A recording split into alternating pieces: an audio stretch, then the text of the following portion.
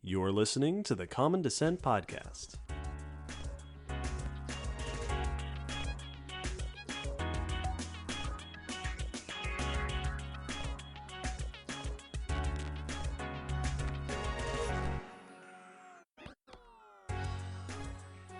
Hello, Will. Hello, David. Hello, listeners, and welcome to episode 120 of the Common Descent Podcast.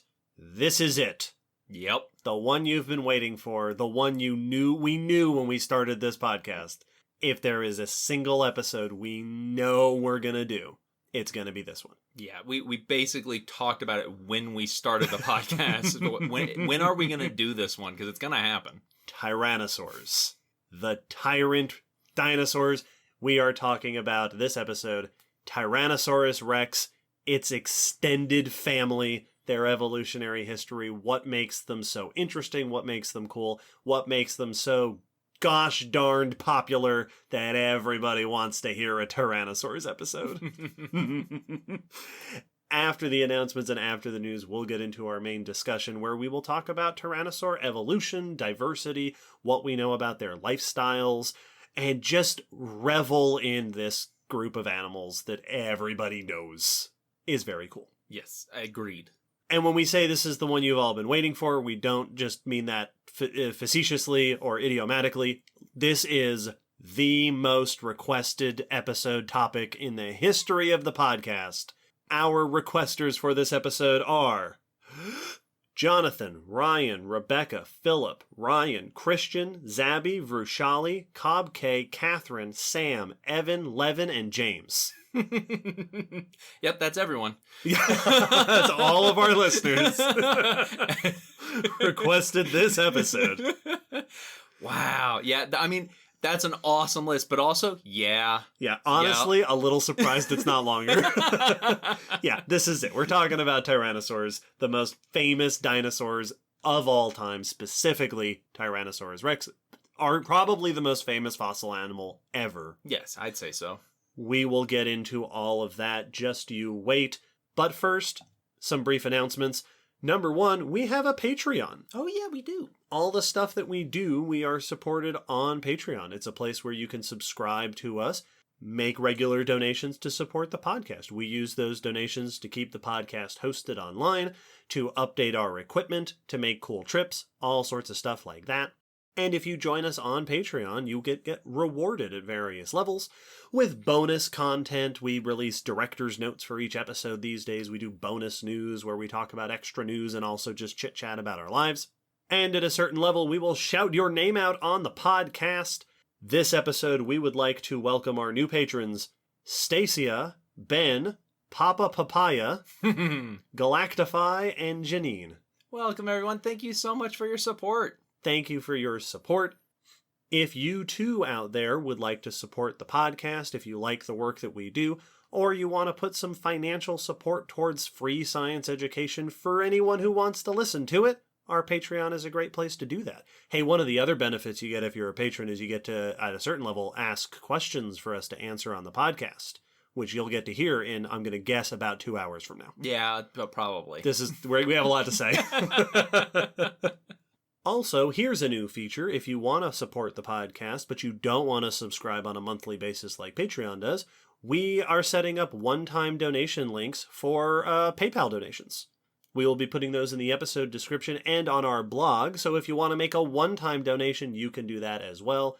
As always, we appreciate all the support we get, financial or emotional or, whatever it is. Yeah, download counts. Download counts. Hey, speaking of download counts, if you follow us on social media, you may have noticed that we recently hit a pretty incredible milestone.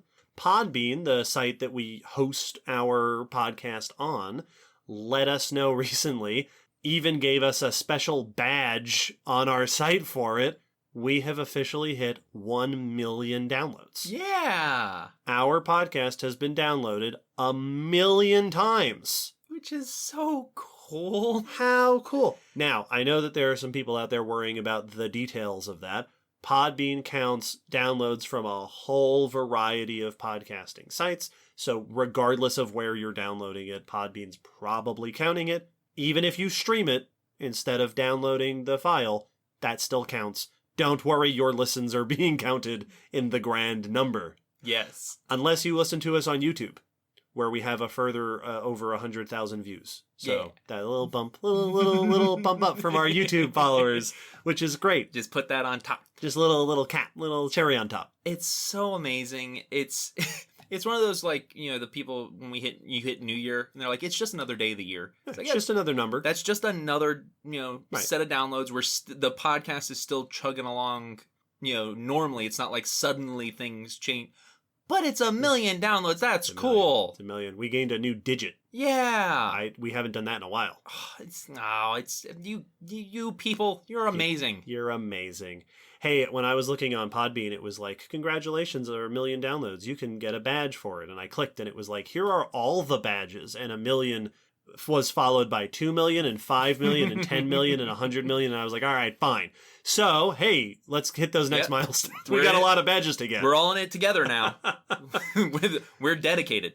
Thank you to everybody who listens to our podcast, who supports us, who shares what we do with other people. It's really fantastic. It's amazing. Thank you so much. One more announcement to make, and this one is a somber one. We have announced the last couple episodes our plans to attend Dragon Con this year, as we have in the past. Unfortunately, we've had to decide not to attend Dragon Con this year. Yes. It was a tough decision. We were hoping to attend, but with the ongoing COVID situation, it just doesn't feel like the safe choice for us. We're just not comfortable attending in person this time. Yeah, we were getting excited. We were hoping that things would be to where we could go, but it's just not seeming like the right choice at this point. We were hoping things would start looking better, and it has turned out to be the opposite. Yes, exactly. So, to everyone who was hoping to see us at Dragon Con this year, or to hear our panels afterwards, our apologies. Yeah, we're very sorry. Yeah. But we will have other exciting things coming up. October is right around the corner, which means Spooky is coming up. We've got other things we often do towards the end of the year. So we've got other things to look forward to. Unfortunately, we'll just have to see. Hopefully next year, we will be back in person at Dragon Con. Something to look forward to. Yeah, surely next year. It's gotta. One would hope. But thank you, of course, to all of our fans who do come to see us at Dragon Con and look forward to seeing us. We really appreciate it. So hopefully more in the future. Yes, we really appreciate it, and we'll miss seeing you this year. We will.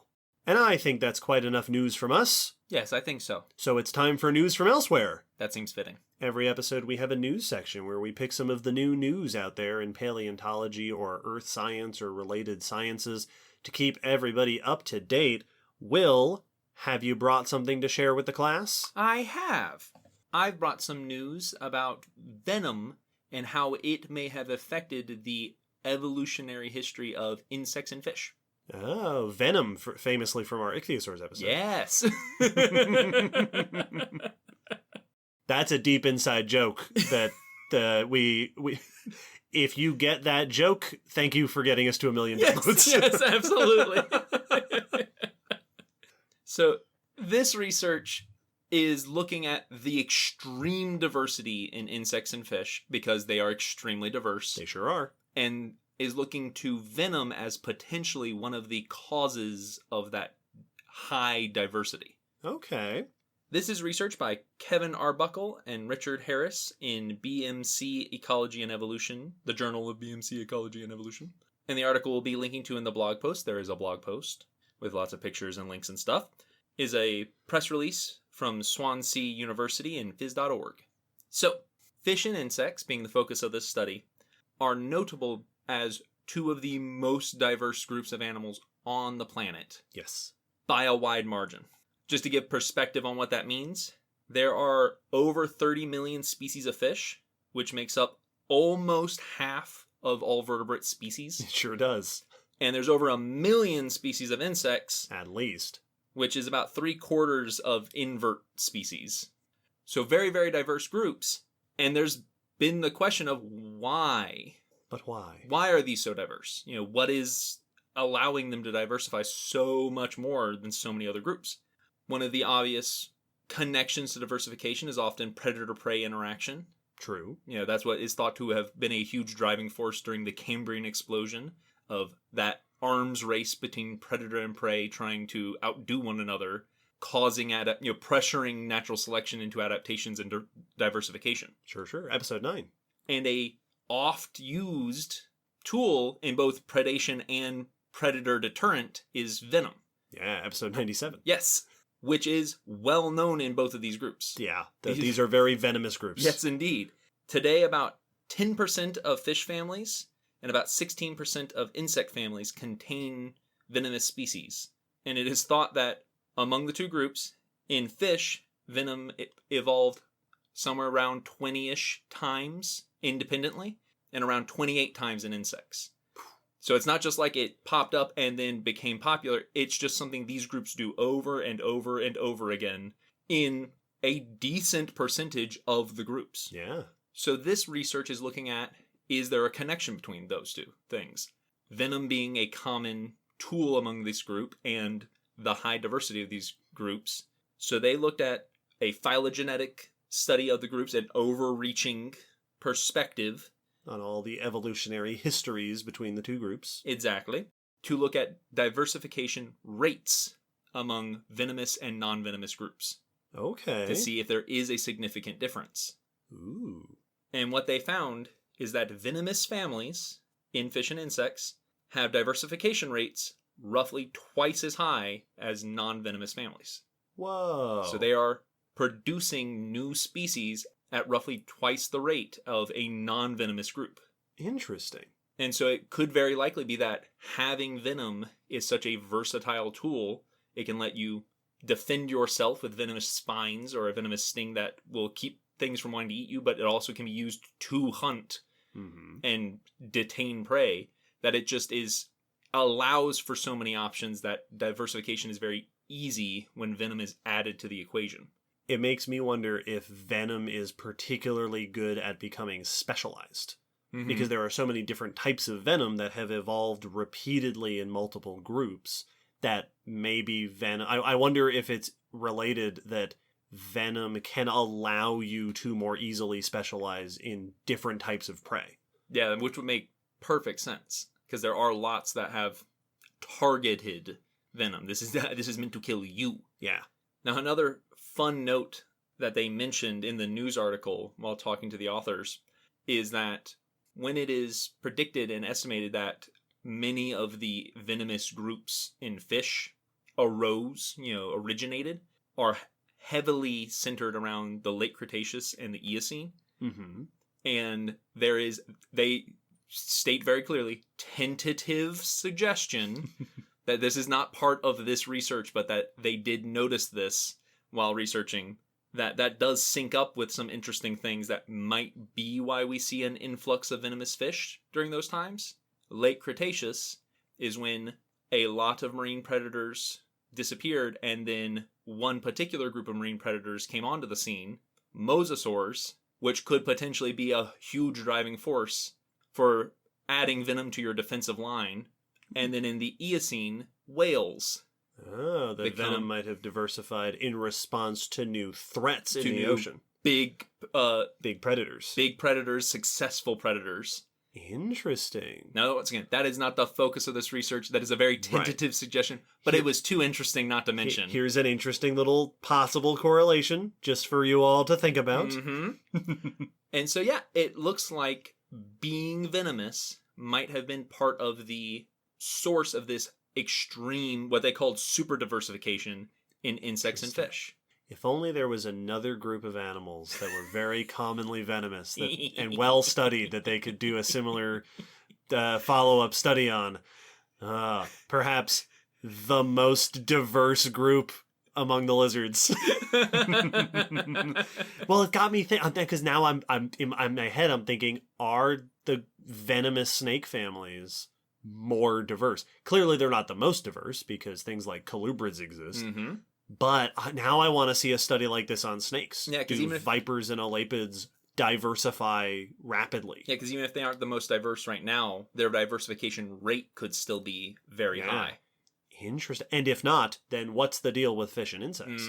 And does it have to do with how they're using it, defensive versus as a predation tool? Ooh, so many questions. It's pretty neat. Very cool. Well, My first bit of news has nothing to do with that at all. It's about an animal with a pointy thing. Okay. So With a power cone? multiple pointy things with power cones. Woolly mammoths. All right. Specifically a study on a tusk of an Arctic woolly mammoth. Specifically, the chemical signals that tusk reveals about the entire lifespan of a single mammoth. Wow. And where it went in its lifetime. I'm ready to hear this biography. It's pretty cool. This is research by Matthew Wooler et al. In the journal Science, and in our blog post for this episode, we will link to an article in Smithsonian Magazine by Riley Black. This study focuses on a single specimen of woolly mammoth, Mammothus primigenius, that has been dated to 17,100 years old, roughly, from the Arctic of North America, but specifically the tusk of this mammoth. The tusk, which is about 1.7 meters long, so some 5 feet long, and within it preserves a record of the animal's life. Because tusks grow throughout your whole life, and as you live, you pick up chemical signals from your surroundings, and those are preserved in the tusk. Yeah, as you're building the material for the tusk, you're experiencing different things, so what you're building it with is slightly different. Specifically, they tested isotopes, Yeah. particularly strontium isotopes, which are often linked to locations. So different geologic formations, different bedrocks, different foundations of regions in the world have different makeups of strontium. This element, the isotope ratio, the composition of what different types of strontium you have, will depend on your local rocks and minerals and geology. Plants pick up nutrients from the environment, so they inherit that strontium signal, and then mammoths eat plants. Oh. So this mammoth's tusks are loaded with these varying strontium signals from the tip of its tusk, which was formed in its youngest years, all the way to the base of the tusk up by the face, which was formed in its later years. At about, they said, 28 years old. All right. The estimate of about how old this mammoth was when it died. So they measured these strontium isotopic signals and then compared them to maps that lay out strontium signals from different geographic locations in that region to see where does this match up on the map? Where was this mammoth at different parts of its life? With this, they were able to track a lifetime of movements from this mammoth. Here's a brief overview. In its youngest years, this mammoth's isotopes indicate that it was spending most of its time in the interior of Alaska, near the Yukon River Basin. Starting at about 2 years old, it began a pattern of moving north between the Alaska and Brooks mountain ranges, and spent the next decade and a half moving north and south in this region, which they interpret as possibly being migratory herd paths. That sounds very migratory. Sounds like what elephants do today as they go up and down within their broad range. But at 16 years old, there is a change in the patterns that we see in this mammoth. It starts spending much more time farther north, beyond the mountains and the Arctic Circle, and much more time at higher elevations. As to why a mammoth would suddenly, at the age of 16, change what it was doing, a clue might be in its DNA, which the authors were able to get enough of to suggest that it was a male. Yep, that's what I was wondering. And that's what we see males do today. They grow up with a herd, and then when they reach maturity, they leave. They're sent off to the Night's Watch. They go, yeah, he went north. Yep. He went up north. The entire time you're like, he went north, higher elevations, right about 16. I'm like, so he took the black. He took the, yeah. So this might very well, again, hard to say for sure, but the evidence does seem to match what we would expect if this was a male leaving its herd to go off living his life individually. And then the last few inches of the tusk, as it was described in the article, show much less movement. So this is in the late 20s of this animal's life. Much less movement concentrated to an area north of the mountains, no longer venturing far and wide, staying in a particular place. And other isotopes, notably oxygen isotopes, from that last section of the tusk, show signals that we often associate with scarcity of food, and cold environments that, according to the article, the authors interpret that the mammoth likely died in the winter or spring. Wow. Yeah. I love how much detail we can get from studies like this. It's a biography in a tusk. Like this, we might as well have its diary entries. Like right. it's They'll have a tracker yes implanted on it and follow it like the great white sharks. Absolutely. Like it's so crazy that we can tell it down to that detail.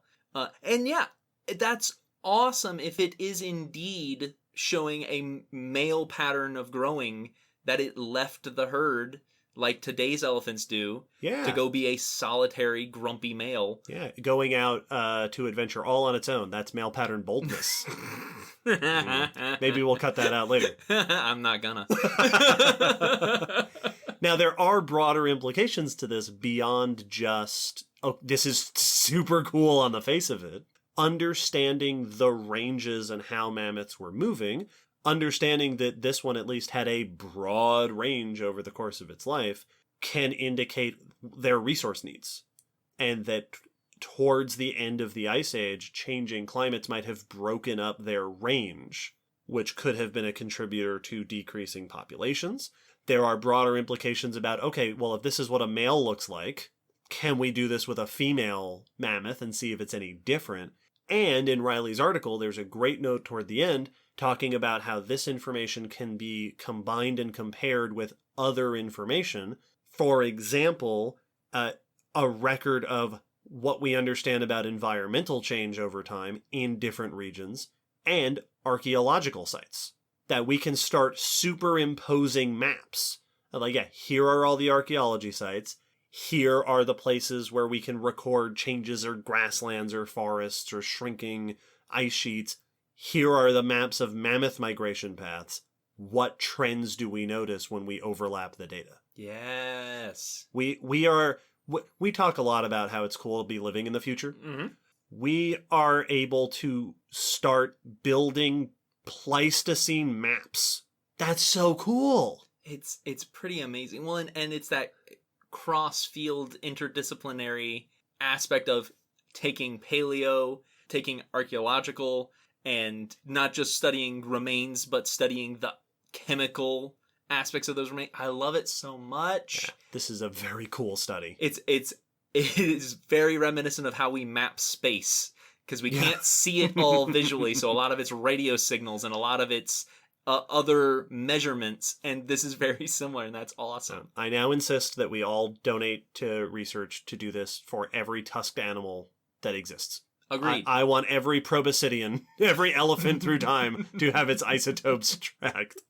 Well, another cool thing that stands out to me about this is, mentioning it migrating earlier in life and then going off on its own, which is very much what we would expect from an elephant-like animal. Mm-hmm. But also, hey, very much like we expect from an elephant-like animal. Like, yeah, we always knew that they were shaped like an elephant, but hairy. But we don't actually have a lot of info of how they definitely behaved, right, even though we always have assumed. Right. They are closely related to modern elephants, but why would it be at all a sure thing that a group of elephants living in Alaska and northwestern Canada would act the same as a group of elephants living in Africa? Yeah, because we have different elephants today, and they do behave differently. Mm-hmm. So getting some potential evidence for, they were very elephant-y in behavior as well, is cool. That's very interesting. Very cool. Hey, Elephants, episode 66. Yeah. Hey, Tusks, episode 107. Man, it's going to just start stacking. Hey, the Pleistocene Megafaunal Extinction, episode 25.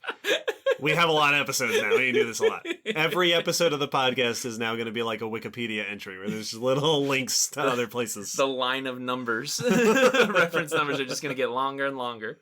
Well, my next bit of news also has nothing to do with that. Oh, great. But that's okay, because it has to do with crocs, so it's awesome. Episode 2. This is about a new Jurassic croc cousin that doesn't quite fill a gap necessarily, but is from a time where most of this group that we have are from the ocean, while this one is from the land. Oh, interesting. This is research by Fernando Novas et al. In Scientific Reports, and the article we'll be linking to is by Enrico de Lazaro in Sci News. This new croc is named Berksuchus malangrandinsis and is from the Upper Jurassic, about 148 million years old. It was found in the Toki Formation in southern Chile.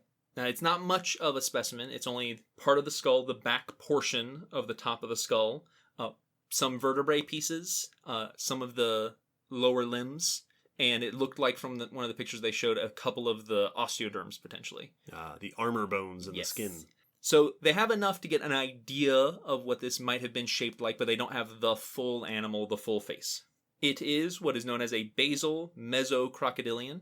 It is not in the group of our crocs today. Right. Crocodilia proper that includes our modern croc skaters, gharials. Exactly. But an ancient cousin. Yes. So this group of mesocrocodilia includes ours, but also a bunch of other relatives. Right. The extended croc family. And this one is notable for being one of the very few non-pelagic Jurassic crocodiliforms. Non-swimming. Yes. Most of the ones known from the Jurassic, especially in South America, where this is the first non-pelagic crocodiliform from this time period. Oh. Most of them are known from the ocean, which we talked about in our crocs episode. The Thalattosuchians were marine crocodiliforms. These were marine crocodiliforms that had adapted to the ocean extremely, with even fluted tails, and some even with very paddle-like limbs. Yeah, these were crocs trying to be mosasaurs before mosasaurs. Mosasaurs, episode 51. And while there were many land-dwelling crocodiliforms, mesocrocodilians, they're not known from this age as well, especially from this area. So this is just another a new bit of data for that group, the land dwellers. Yeah. Which is cool. This is also found on the same level as a few notable dinosaurs, like a number of different sauropods. Ooh, episode 101. The long-necked dinosaurs. Yes, the big long-necked plant eaters. And a herbivorous theropod, Chileosaurus. Oh. So it was also, would have been surrounded by dinosaurs. Had dinosaur neighbors. Yep. Now, this was not a big croc. Croc in quotes, not crocodile. Croc in the broadest sense. Exactly. Sensu lato. It's all right. The Latin fans will get it. Nice. I was like, yeah. This was fairly small. They estimate total length would be about 70 centimeters, so 27 inches, just a little bit more than 2 feet. Okay. So little baby croc. Pretty small, which is not uncommon for terrestrial, land-based crocodiliforms. There's lots of small 3-4 foot running around, scurrying, monitor lizard-esque crocs.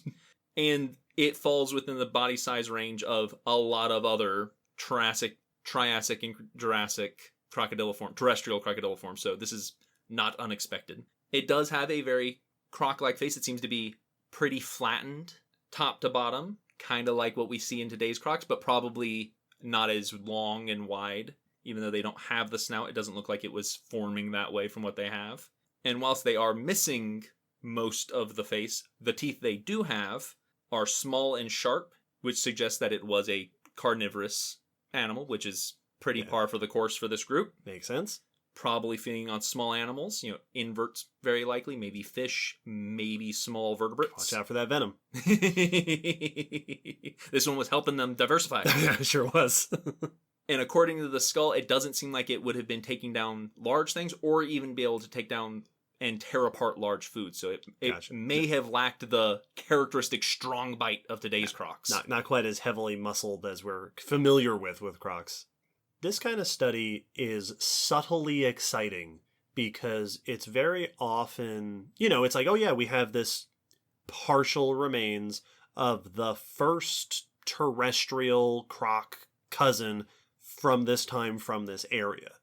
And it seems like a small, that cool. We haven't learned a ton, but it has the claim of being the first. And what is really exciting to me about that is not the bragging rights of like, hey, we did it, we set a new record. First. But it's we have started. Mm-hmm. We've started exploring this new region and habitat for these animals. Someday in the future, there will be a review paper that goes over South American terrestrial crocodiliforms and says, the first one was Burksuchus from back in 2021. And since then, we have learned a bunch more about this group of animals.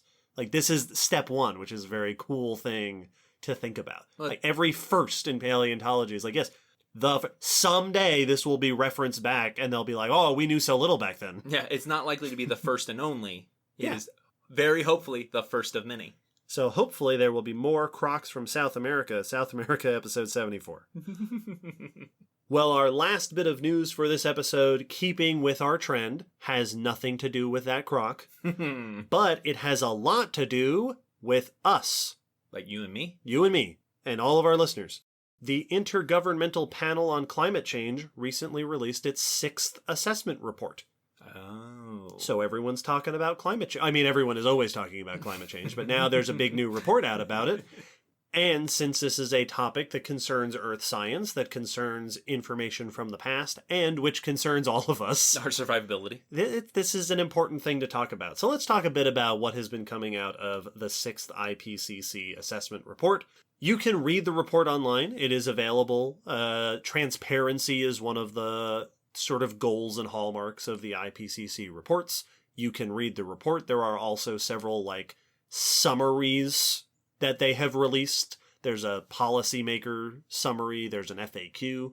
We will link to an article at Yale Climate Connections by Dana Nuccitelli, who I think does a pretty good job describing what the report talks about and links to those other places where you can read more stuff.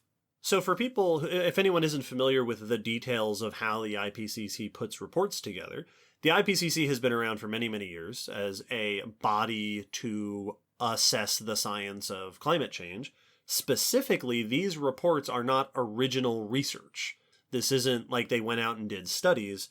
It's a review. Mm-hmm. In this case, the 6th assessment report reviews more than 14,000 scientific studies from the past 8 years since the last report came out, the 5th one, with the goal to evaluate the big picture. Yes. Looking at all the reports, all the climate studies that are done to sort out which information is going to be most useful for planning for the future from the perspective of governments, policymakers, businesses, individuals, and so on.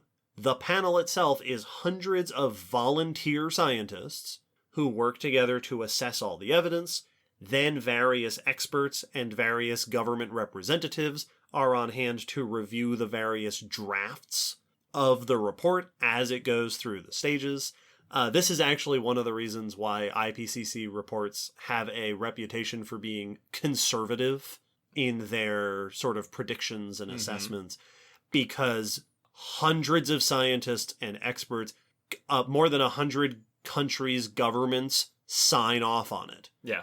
So you get a lot of filters of people who are like, all right, well, we should be more careful about this. All right, let's scale this back. Yeah, what we're getting is what everyone was able to agree upon. Yeah, and if you've ever tried to agree upon things with a group.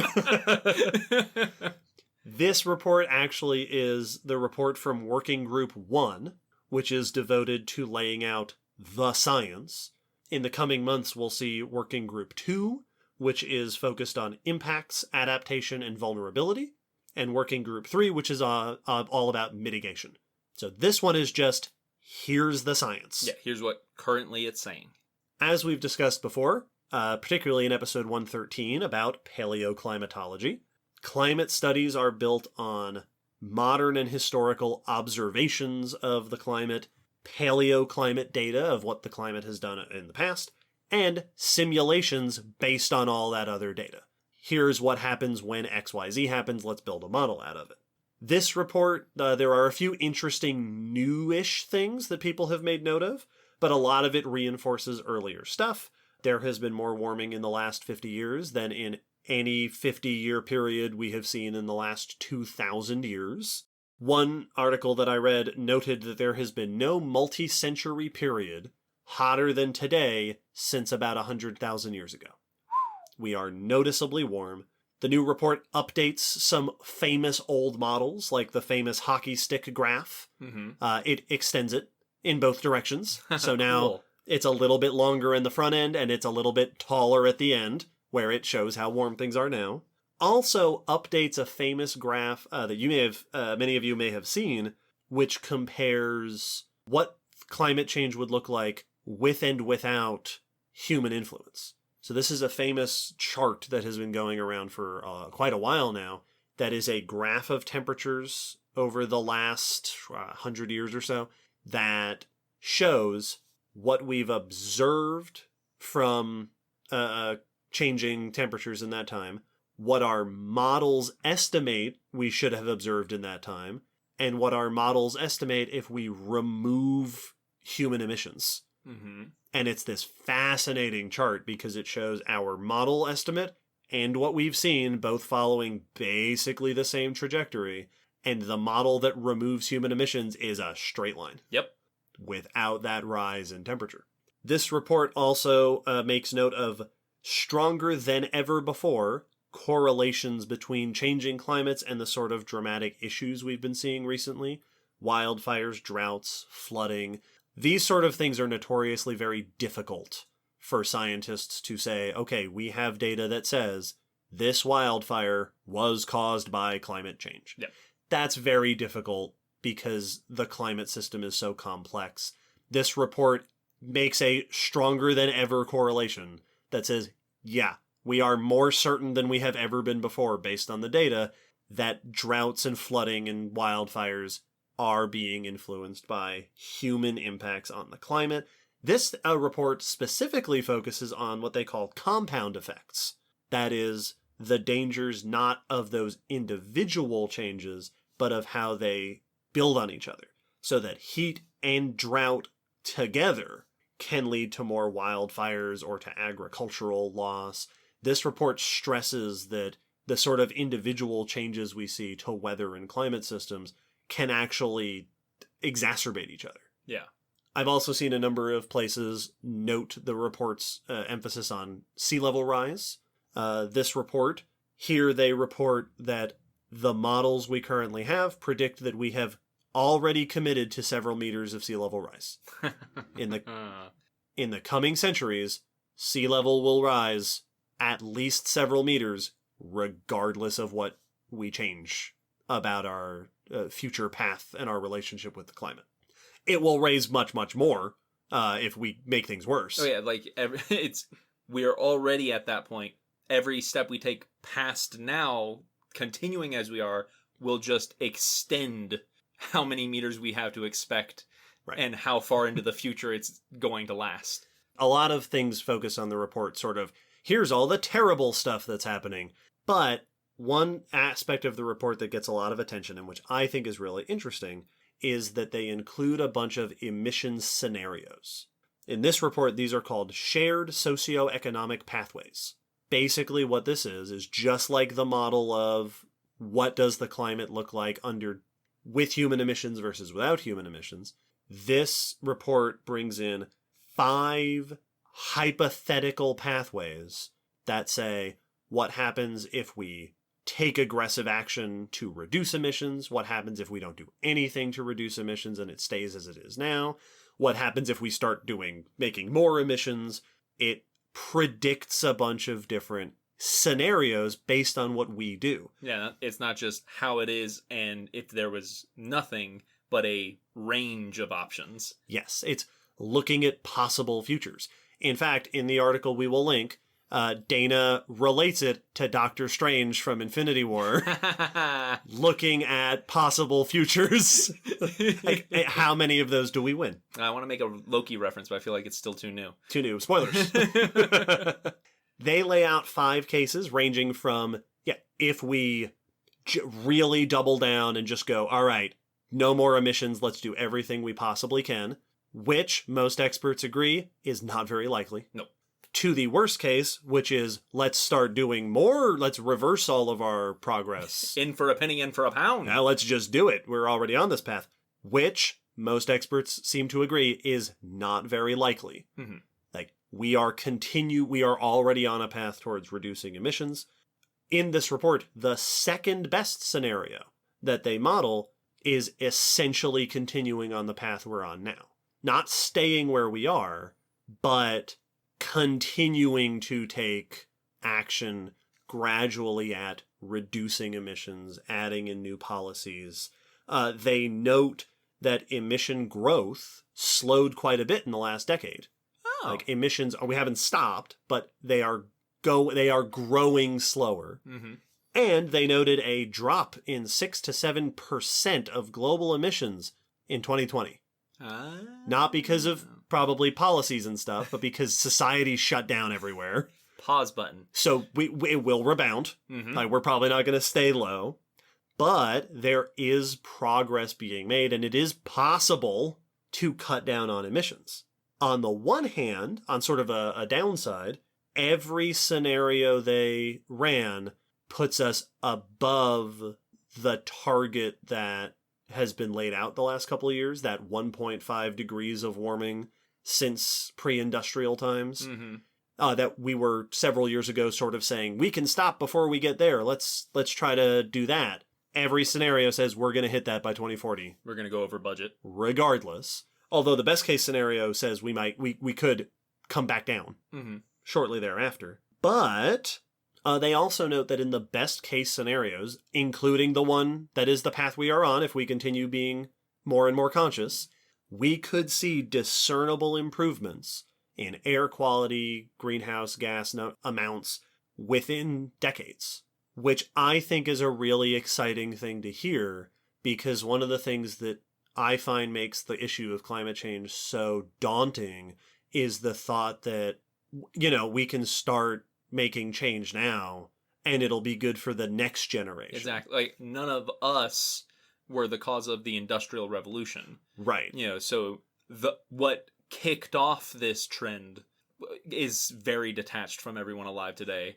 And it often feels like the solution will be equally detached from everyone alive today. Right. But this is... And I saw an Atlantic article that put it in a slightly more targeted way that said climate change is now acting on political timescales. Yes. The decisions you make now will affect your constituents. Yeah. It's like, things are going to change for better or for worse within your term. Yeah, exactly, yeah. So, obviously, the new report is not bright, sunny skies. Like, things are bad. Yes. We've known things are bad. This report looks at a lot of the data and says, hey, the last 8 years of 14,000 studies have said we were right last time. Mm-hmm. Things continue to be on a path of trouble for us in the future. But their models of our future scenarios suggest that we are at least a little bit on the right path. Yes. It is possible to mitigate a lot of the remaining effects if we keep doing the sort of things we have started to do.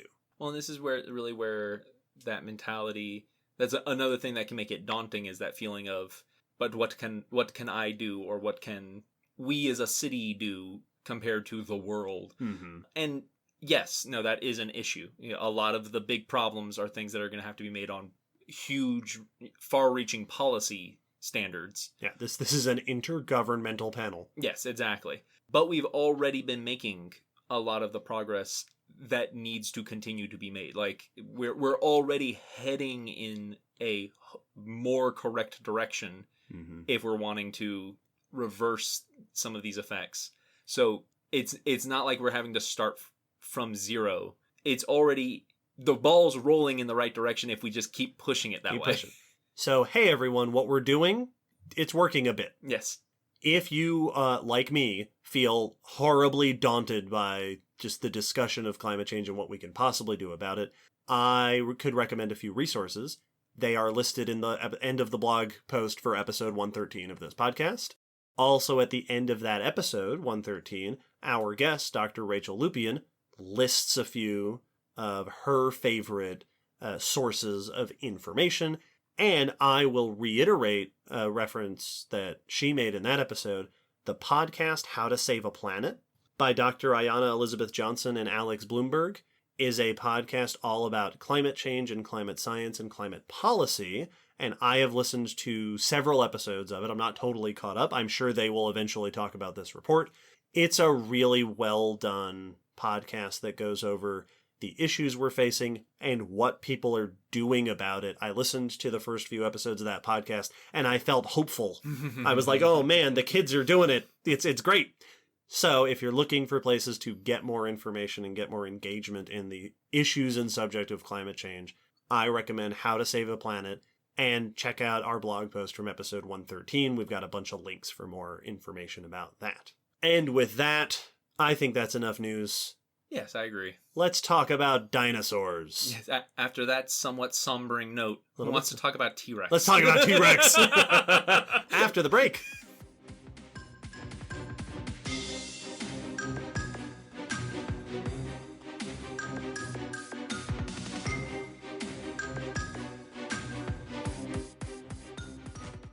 In the year 1902, famed fossil hunter Barnum Brown was digging in a place called Hell Creek, Montana, when he found a partial skeleton of a fossilized theropod.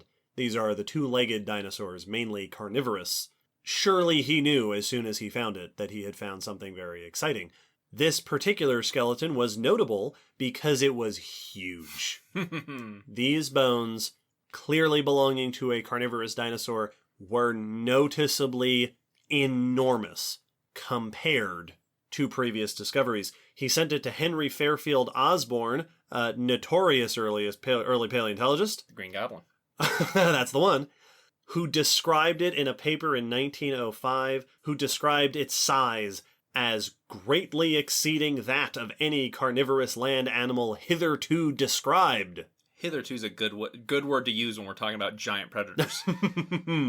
And that year, that paper in the year 1905, Osborn gave this dinosaur the name Tyrannosaurus rex. Hey. In 1906, Barnum Brown found another skeleton of Tyrannosaurus rex, this one a nearly complete skull and skeleton. The first really good view of T-Rex. This one went on to be a prominent research subject because it was extremely complete and extremely exciting, and it also went on to go on display at the American Museum of Natural History in New York, and thus the public was introduced to T-Rex. These were not the first T-Rex fossils. Oh. In the year 1900, 2 years before he found that first skeleton I mentioned, Brown discovered another partial skeleton in Wyoming, which he sent to Osborn, which was another theropod dinosaur, a carnivorous dinosaur. This one had osteoderms, skin armor bones, which turned out later to be ankylosaur, armored dinosaur osteoderms that did not belong to the carnivorous dinosaur. Aww, you got my hopes up and dashed them spectacularly. Osborn named it Dinosaurus imperiosus. Nice. Which, not long afterwards, he realized was the same as Tyrannosaurus rex. In the 1890s, Othniel Charles Marsh, famed early American paleontologist, remember him from the Bone Wars episode 58, examined some fossil remains that he identified as having belonged to a giant ornithomimosaur, the ostrich dinosaurs. He named it Ornithomimus grandis. Later on, it was realized that it was, in fact, Tyrannosaurus rex. And also in the early 1892, Edward Drinker Cope, remember him from the Bone Wars episode 58, identified some fragments of vertebrae from South Dakota as some sort of ceratopsid, a horned dinosaur, which he named Manospondylus gigas, later determined to actually be Tyrannosaurus rex. But it wasn't until we had those complete skeletons of T-Rex that we were able to go, oh, okay, this vertebra is actually this animal here. It's like everyone was working with partial puzzles, and then finally someone wheeled in a complete puzzle and went, oh, it's a castle. Yep. Oh. And indeed, even earlier than that, in the 1800s, paleontologists in North America were finding lots of big theropod teeth that received various names like Deinodon and Oblisodon, many of which have been since re-identified as Tyrannosaurus rex. So we were finding T-Rex for decades. Before we knew what it was. Before we knew what it was. Incidentally, I should take a moment here to take a step aside. The reason, so we've talked before about how naming conventions work, and that the name that comes first supersedes names later if they turn out to be the same thing, which is why Brontosaurus got dropped, because it was named 2 years after Apatosaurus, and then they turned out to be the same thing. Dynamosaurus was named in the same paper as Tyrannosaurus, but if I remember right, it was named later in the paper. So it was typed later. And Ornithomimus obviously is already another animal. Manospondylus is a very interesting story, because Manospondylus, the name for the vertebra, which is the vertebra that I posted a picture of as the teaser for this episode on our social media, that was named well before T-Rex, and by all official rules, should supersede the name Tyrannosaurus Rex. Indeed. Following the official rules. However, because that synonymization, that sort of official, yeah, these are the same, didn't come up until significantly later, the official statement from the ICZN, the International Commission in Zoological Nomenclature, this is from their website. The name Tyrannosaurus Rex has been used for about 100 years, nearly as long as its synonym Manospondylus gigas had been forgotten. Basically, their argument is, no, we're not going to change 100 years of naming and research for another name that no one had ever heard of. Basically, their argument is, no, it's T-Rex. Yeah, they went, so who wants to be the one to announce to everyone that we're calling it Manospondylus now? Nobody? Okay. Yeah, that's basically, they went, so yeah, technically this should be overruled, but no, we can't. No one would be happy about that. Including us. It would be so confusing.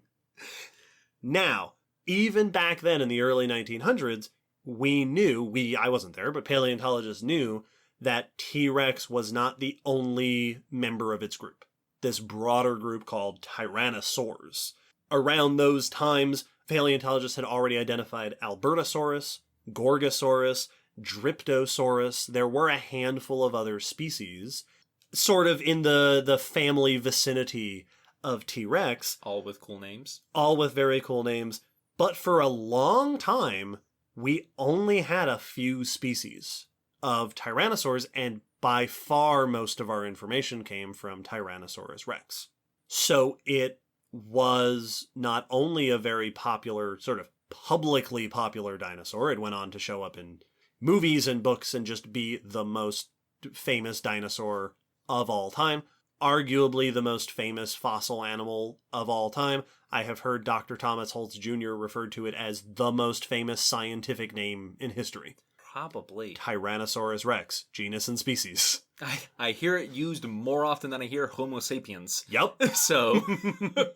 But scientifically, it was also our main window into this group of animals. And then, of course, little kids grew up learning about T-Rex and then became paleontologists and wanted to keep studying T-Rex. Yep. Guilty. As the century went on, other tyrannosaurs showed up over time. For example, in the 1950s, there was Tarbosaurus from Mongolia. In the 1970s, we got Daspletosaurus from North America and Eleoramus from Mongolia. But the real shift in our list of tyrannosaur species has happened within the last couple of decades. These days, there are about 30 known species of tyrannosaur, more than half of which were discovered since the year 2000. Wow. These come from Asia, from Europe, from North America. A lot of them are newly discovered. Some are just reclassified, that we didn't realize they were tyrannosaurs back in the day. This has also expanded our view of tyrannosaurs such that they are not just big bruisers like T-Rex. We've got big ones and little ones. We've got later ones and early ones. So in the last couple of decades, we have started to get a much better sense of where tyrannosaurs got started, what their evolutionary history looks like. So let's take a tour through the evolutionary story of tyrannosaurs. I'm ready. Broadly speaking, when we say tyrannosaurs, the word tyrannosaur, depending on what you want, could refer to the genus Tyrannosaurus, the subfamily Tyrannosaurinae, the family Tyrannosauridae, or the broader group Tyrannosauroids. Mm-hmm. We are using it in this episode to refer to Tyrannosauroids, because that captures everybody. That is the whole extended family of the tyrannosaurs. These are theropods. Theropod dinosaurs, the ones that stand on two legs, they've got hollow bones in a lot of places so that they have that bird-like breathing system. They are generally carnivorous, but not always. Tyrannosaurs are not closely related to a lot of the other famous theropod groups like spinosaurs and allosaurs and carcharodontosaurs. Tyrannosaurs belong to a group called the coelurosaurs. This is the group that altogether includes your dromaeosaurs, your velociraptor and deinonychus types, troodon, oviraptorosaurs, ornithomimosaurs, birds, as well as some weirdos like therizinosaurs and alvarezsaurs, and tyrannosaurs. It's a cool group. It's got all the best theropods. Kinda undeniably. With apologies to carcharodontosaurs and spinosaurs.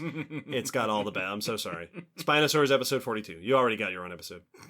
Coelurosaurs start off in the Middle Jurassic and last until today, because we still have birds.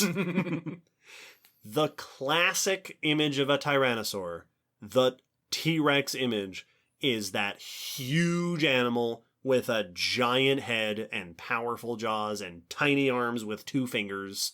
T-Rex. But they did not start that way. Unsurprising. Most groups did not start the way that we know them. That most of our episodes about dinosaurs have had this theme. Yes. It's like, yeah, here's what you know. All right, they weren't like that before. Yeah, let's go back to when they were weird. The earliest known tyrannosauroids and also the earliest branch of the tyrannosaur family tree, are a group called the Proceratosauridae. Oh. The oldest ones that are known, the absolute oldest ones, are Proceratosaurus from the Middle Jurassic of England, originally named because it was thought to be an ancestor of Ceratosaurus, the one with the horn, which it is not. Yeah, because I was like, I didn't think these were remotely in the same group. Nope. But hey, name drop for Ceratosaurus, one of my favorites. And Calescus from Siberia, also Middle Jurassic. Both of these are about 167 million years old. Slightly younger than that, there's Guanlong from the late Jurassic of China, around 160 million years old, which is known from a couple of nearly complete skeletons. The Proceratosaurs, at first glance, do not look like tyrannosaurs that we are familiar with. First, they tended to be pretty small. These generally are 3 to 5 meters long, so 10 to 15-ish feet long. They have relatively long arms with 3 fingers that were good for grabbing stuff. They had thin, pointy snouts. So those long, sort of like if you think of Velociraptor or Allosaurus, that sort of longer snout. And they tended to have head crests. They had crests on their noses. I'm showing Will a picture of Guanlong now. Oh, that's Guanlong. They have this sort of... It's got kind of a mohawk, but instead of being on the back of the head, it's on the snout. Yeah, up until right above the eyes. Yeah, Proceratosaurus has a crest like this. These were crested early tyrannosaur cousins. The head crests themselves I've seen described as partially hollow, relatively fragile. These are probably display structures. Yeah, most likely. Or possibly noisemakers. I don't know what research has gone into that. But yeah, these are delicate structures sticking off the face. Ceremonial. Yeah. But if you look closely among these dinosaurs, you can see some of the early hints of the features of tyrannosaurs. For example, their nasal bones are fused. This is a hallmark of tyrannosaurs. So you, dear listeners, have nasal bones. So the bridge of your nose is 2 bones, your nasals. Many animals have much more prominent nasal bones. In tyrannosaurs, the 2 different bones are fused together. There is a trend across the tyrannosaur family tree of strengthening parts of the skull. These early Proceratosaurids also have heterodont teeth. Oh. Their teeth are differentiated a bit across the mouth. We talked about this in episode 88 about teeth. Specifically, the front teeth, the premaxillary teeth on the top, were shaped a bit like mammal incisors. That's cool. They're a little bit curved. So if you cut them in half, the cross-section looks a bit like a U, and they're smaller than the teeth farther back in the mouth. There's a little bit of specialization in the teeth, which is another thing we tend to see in tyrannosaurs. And that's also a cool thing to find in an early member of a group, like, yeah, because we typically think about just reptile teeth being the same all around. So it's neat that even these early members had some specialized teeth. Yeah. Those early ones were also quite small, as I said, but there are later members that start to put on some poundage. Early Cretaceous China includes two members that I know haven't always been classified as proceratosaurids, but recent studies I've seen classify them here. Sinotyrannus and Eutyrannus. Oh, yeah. From the early Cretaceous of China, both of which are estimated to have been 8 or 9 meters long. So now we're getting up in the up towards 30 feet, possibly a ton or more in weight. But they still have the long arms, relatively, the 3 fingers, generally more slender skulls, relatively thin teeth overall, like most theropods have. Eutyrannus is notable particularly because it also has a sign of a cranial crest on its face and is famously covered in feathers. Yeah! Eutyrannus is covered in simple filamentous feathers. More on that later. So we had our proceratosaurids, but they weren't the only early tyrannosauroids. There were others outside that group, sort of this mess of tyrannosaurids that were spread across the world. Stoxosaurus is from the late Jurassic of North America, Eotyrannus from the early Cretaceous of England, early Cretaceous of China, we have Shengguanlong and Dailong, a small dinosaur that is also noted for having feathers. Yay. Not quite as well preserved as Eutyrannus's feathers, but the other feathered tyrannosaur is Dailong. More on that later. Most of these early tyrannosauroids, like the early proceratosaurs, were, the way I've seen them described is human-sized, a few meters long. They could walk in your front door. They weren't particularly large. They'd fit on a couch. And, notably, they tended to live in environments dominated by other theropods. Allosaurs, Carcharodontosaurs, other groups of theropods were the main predators in the environments where these early tyrannosaurs lived. Now, this group eventually gives rise to the famous tyrannosaurs we know later. Eventually, our T-Rex and friends emerge from within this sort of cluster of early tyrannosaurs, but it's not a straight line.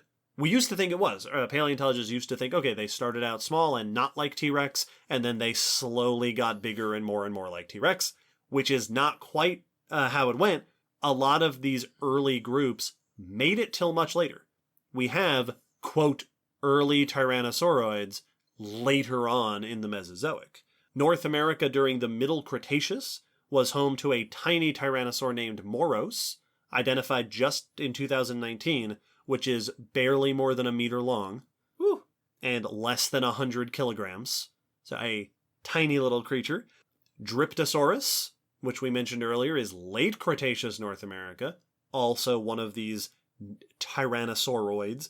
And there's also Appalachiosaurus, from the late Cretaceous of North America, specifically Eastern North America. Hey! We talked about this in episode 71, that North America in the Cretaceous was split in half by the Western Interior Seaway, with Laramidia on one side and Appalachia on the other.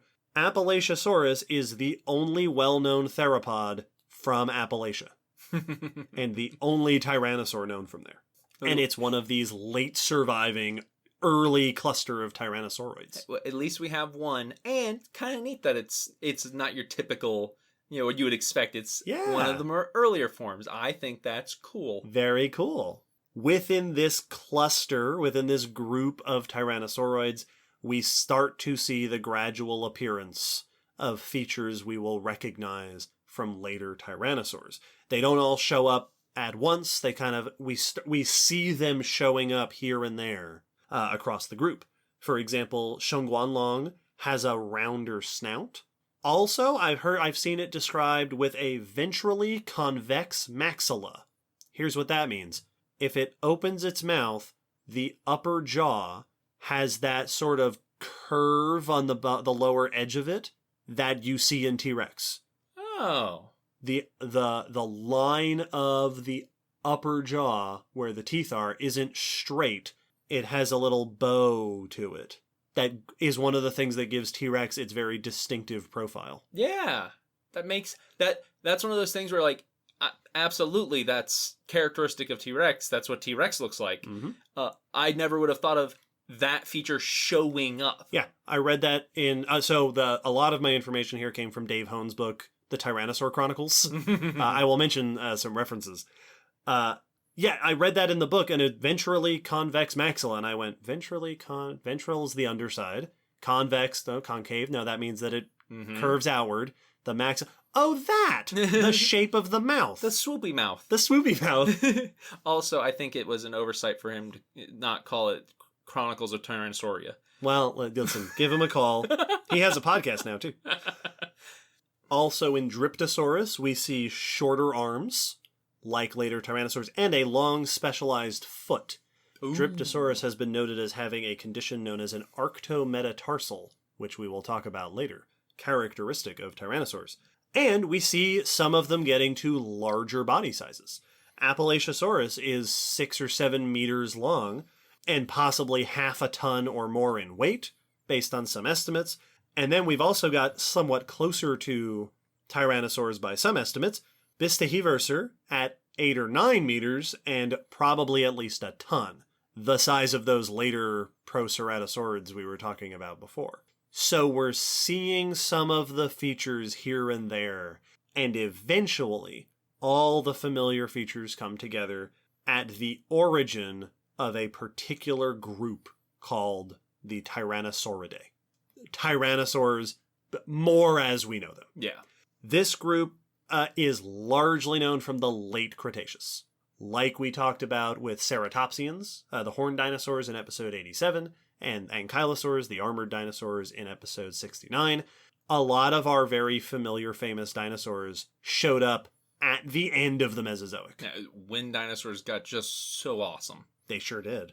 Here are some of the familiar features of Tyrannosaurids. Tyrannosaurids are noted for having giant heads. They have big skulls, often with relatively short snouts. Instead of those long, pointy snouts, shorter, rounder snouts, with a lot of powerfully reinforced bones. I mentioned the fused nasals. Also, there are a lot of gaps in dinosaur skulls that often have struts running between the holes and within the inside. The struts tend to be thicker and more robust and more powerful. The heads of Tyrannosaurids are very powerfully built. So are their necks. Which makes sense. There's a lot of area for the attachment of powerful neck muscles. So are their teeth. Tyrannosaurids generally have fewer teeth in their mouth than earlier tyrannosaurs, and they tend to be thicker. You'll often hear T-Rex's teeth described as banana-shaped. That's what I always hear, and yes, that is the way you describe them. And oftentimes you'll hear them described as having a D-shaped cross-section. So if you cut them in half, the cross-section of the tooth, if you cut them, cut the tip off, the cross-section of the tooth looks like a capital letter D with the flat pointing into the mouth, curving out. Often these teeth have very deep roots. Sometimes the root of the tooth, so again, back to episode 88, the root is the part inside the gum, the crown is the part that sticks out into the mouth. The root can sometimes be twice the length of the crown. Yeah. Deeply rooted. These are teeth that are thick and round, which makes them resistant to bending or breaking. They are deeply rooted, which means that they have a really strong anchor point. All of this specialization in the skull is for creating a strongly reinforced skull that is not for external forces. They weren't headbutting like pachycephalosaurs. This is reinforcement to stop you from breaking your own face because of how strong your bite is. Yep. These are reinforcements for biting really hard. Yeah, this is a mouth to end all mouths. More on that later. Also, tyrannosaurids tend to have a lot of what is called rugosity, bumpiness on the top of the snout. As all best animals do. Of course they do. And tyrannosaurs have little horns above their eyes. Little sort of tiny protrusions. These aren't, triceratops horns. There's little extended bumps. Little knobbly eyebrows. Little knobbly eyebrows. In life, all this bumpiness was probably covered in keratin to give it sort of a... It probably would have looked kind of mean. Yeah. Just this sort of bumpy, rubbly texture. Not unlike a crocodilian. Yep. And we see that in lots of modern but also fossil groups where they've just got these knobbly, bumply parts. And it's like, why do they have that? I don't know. Just is. Makes them look scary and awesome, but I don't know. Tyrannosaurids also tend to have short arms. Yep. Though they tend, even the biggest later ones, to have evidence of major muscle groups still present. These weren't necessarily weak arms, they were just short arms. The arms tend to have 2 fingers. Tyrannosaurids lose a 3rd finger, and they are down to 2, although I believe they sometimes still have a 3rd metacarpal. Inside the hand, they'll have a little splint, a vestigial leftover of that 3rd finger. Like horses. Like horses. I was going to say, yeah, horses often will have little splints of their extra toes. Ah, that's so cool. The fingers themselves tend to... So the claws at the end of the fingers in Tyrannosaurids tend to be less curved and less sharp than earlier groups. And you can look at the finger bones to look at the pits that are evidence of where ligaments and tendons attached. And the pits tend to be shallower in later Tyrannosaurids, which suggests that they didn't have quite as much strength and grip. That they were using their hands less. Yeah, it makes sense that you have reduced grip when you have 2 fingers. Yeah, and you have a tiny little arm and a giant head. Like, unless you put those 2 fingers into a crab claw shape, I don't know how good a strong grip's going to be for you. Well, it's like a koala or a parrot, that sort of zygodactyl. They're climbing trees. Yes, yep. And the Tyrannosaurid hind legs tend to be very long compared to other theropods. Long with relatively long and slender bones. The musculature is concentrated higher up on the leg. All of these are adaptations we see in things like horses, things like the ornithomimosaurs, things like ostriches. These are adaptations for moving. Yeah, I got to meet my first greyhound ever and hang out. And yep, that's what a greyhound's shaped like. Shaped like a horse. Yeah, all the heavy muscles are up on the top, and then you just got this long, slender leg. These running stilts. And in the foot, they tend to have sort of a narrow, long foot, and they have this condition I alluded to earlier, an arctometatarsus. So let me explain. In your foot, you have a bunch of bones. You have your ankle and your heel towards the back, your toes toward the front, and between your ankle and your toes are long bones called metatarsals. You have 5 in each of your feet. T-Rex and its fellow tyrannosaurs have 3 major metatarsals in their foot. But unlike yours, where your metatarsals are generally all these long rods doing the same thing, Tyrannosaurs, the middle metatarsal is sort of wedge-shaped, and it pinches off towards the top. It gets pinched between the 2 on either side of it. And what this does is it restricts the movement of these bones. They can't slide past each other very much. This stabilizes the foot bones. It means that there's less slipping and sliding. It means that they are a more effective platform on which to move. The other dinosaur group where we see this adaptation is ornithomimosaurs. Yeah, that's what I was expecting. This is yet another adaptation for very efficient movement. This is what we see in horse legs, in that a horse can't move its leg in many directions other than the ones used for running. Yes. They are meant to go straight forward and straight back to be really good at running. Any other movement is good for tripping whilst running. Yeah. Generally speaking, Tyrannosaurid anatomy is dominated by 2 major selective pressures to be fast, efficient, agile locomotors and to bite so hard and just to have the scariest skull and jaws in existence. Just they're good at chasing you down and biting you. That's exactly what it is. Tyrannosauridae, the family, is generally, there have been different opinions over time, different data has pointed in different directions, generally split into 3 subgroups.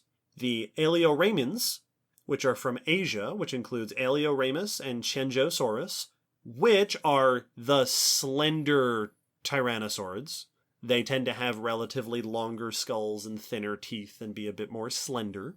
The Albertosaurines, Albertosaurus and Gorgosaurus from North America, and the Tyrannosaurines, of which there are many. A few of them are, according to recent phylogenies, again, the tree moves around quite a bit, Teratophonius, Daspletosaurus, Juchung tyrannus, Tarbosaurus, and Tyrannosaurus. These have especially giant heads. These are especially beefy. These are the Tyrannosauriest of the Tyrannosaurids.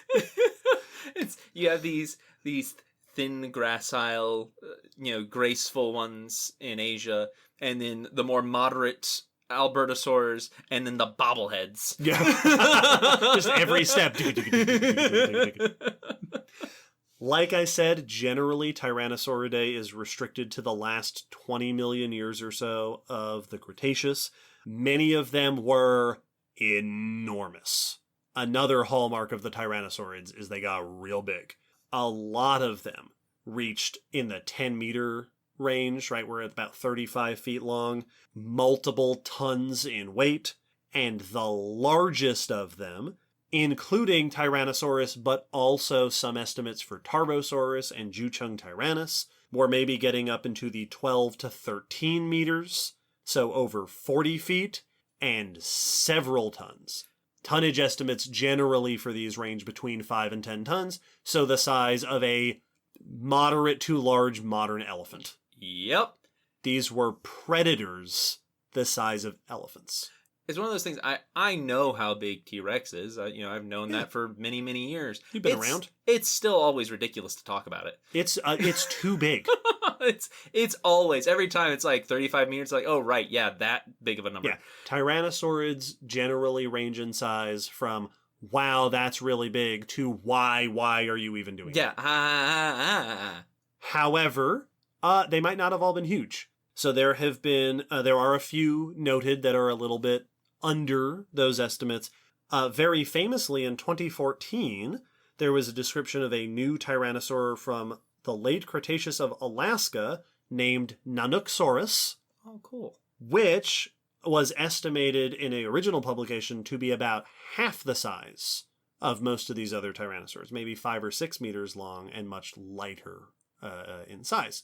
In that original publication, the authors note that these dinosaurs were found at the northernmost edge of Cretaceous North America, which is a little weird, they note, because often we see dinosaurs get bigger as you go further north. Like Troodon from up there is bigger than other Troodon.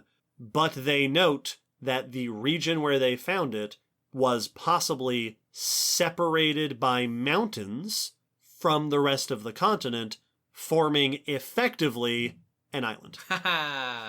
So this might have been a island dwarf tyrannosaur.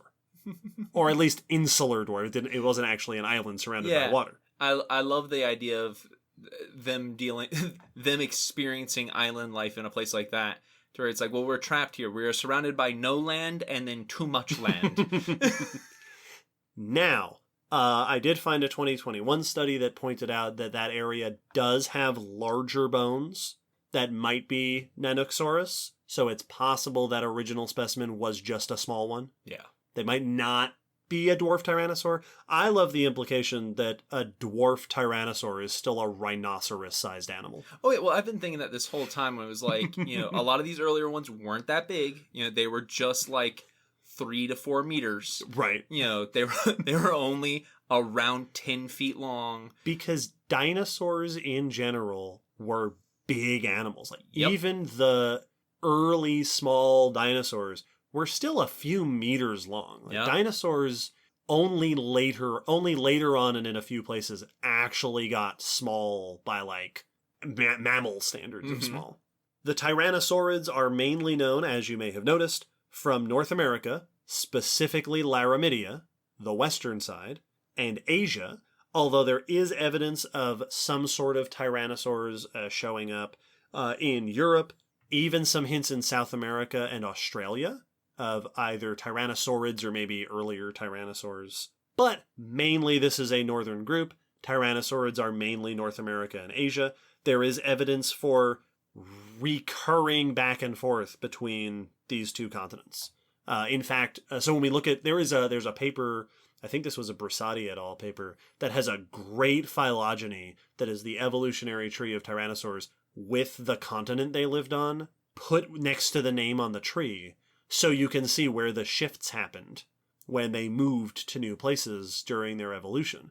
Oh, I like that a lot. And Tyrannosaurus from North America is often grouped next to Tarbosaurus and Jutong tyrannus, which are from Asia, which indicates that either this group started in North America and then two of them moved over to Asia, or possibly more likely that this is an Asian group and one species, Tyrannosaurus rex, moved over to North America. That T-Rex might have been an immigrant that came over, or to use the much more evocative phrase that I've seen used, an invasive species. Yeah. Bwah. Bwah, bwah, bwah, bwah, bwah. Yeah, just the worst invasive species you could ask for. Tyrannosaurids shared this part of the world in the late Cretaceous with hadrosaurs and ceratopsians, the horned dinosaurs, and ankylosaurs, the armored dinosaurs, whereas the southern continents and Europe were more occupied by abelisaurs, a different group of theropods, and the dominant herbivores in those areas were sauropods. Right. The long-necked, specifically in the late Cretaceous, titanosaurs. The coolest of the sauropods. The longest of the long-necked dinosaurs. And another interesting note, I mentioned that early tyrannosauroids often lived in environments alongside other theropod groups, right? Where allosaurs and carcharodontosaurs and whatever else were alongside them, often the dominant predators. In the late Cretaceous, tyrannosaurids are typically the only large theropods in their environments. There are overlaps, so Tarbosaurus and Eleoramus overlap in Mongolia, Daspletosaurus, Albertosaurus, and Gorgosaurus are all in North America around the same time, but it's all tyrannosaurs. Yeah. No other big theropods allowed. And indeed, in the latest Cretaceous of North America, the very end of the Cretaceous, it was T-Rex. Yeah. T-Rex was the large theropod, as far as we know. Yeah, we call that a hostile takeover. Like... yeah. Well, it came in and it king of the monsters, all of North America. Yes, systematically. And they all bowed down, and then it took over. We have yet to find the fossil remains of the giant ape that it then had to fight. Yep. We haven't found him because it escaped into the hollow earth. That's where it went. Hanging out down there. With his big axe.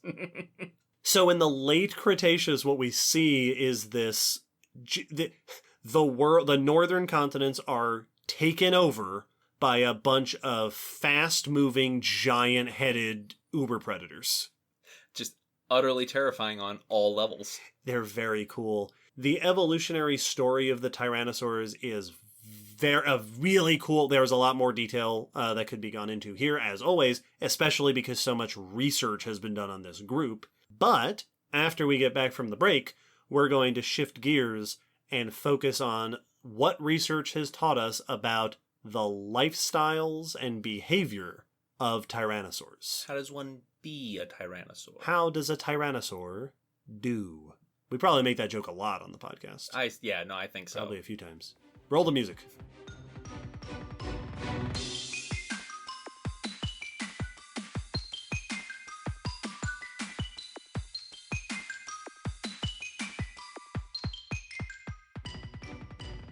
Let us begin our discussion of tyrannosaur lifestyles by addressing the question that has probably been the most asked and most investigated question across the history of research into these animals, about their lifestyles. How were you eating? What were you doing with your giant head? As we described, tyrannosaurs have skulls just built for biting things very hard.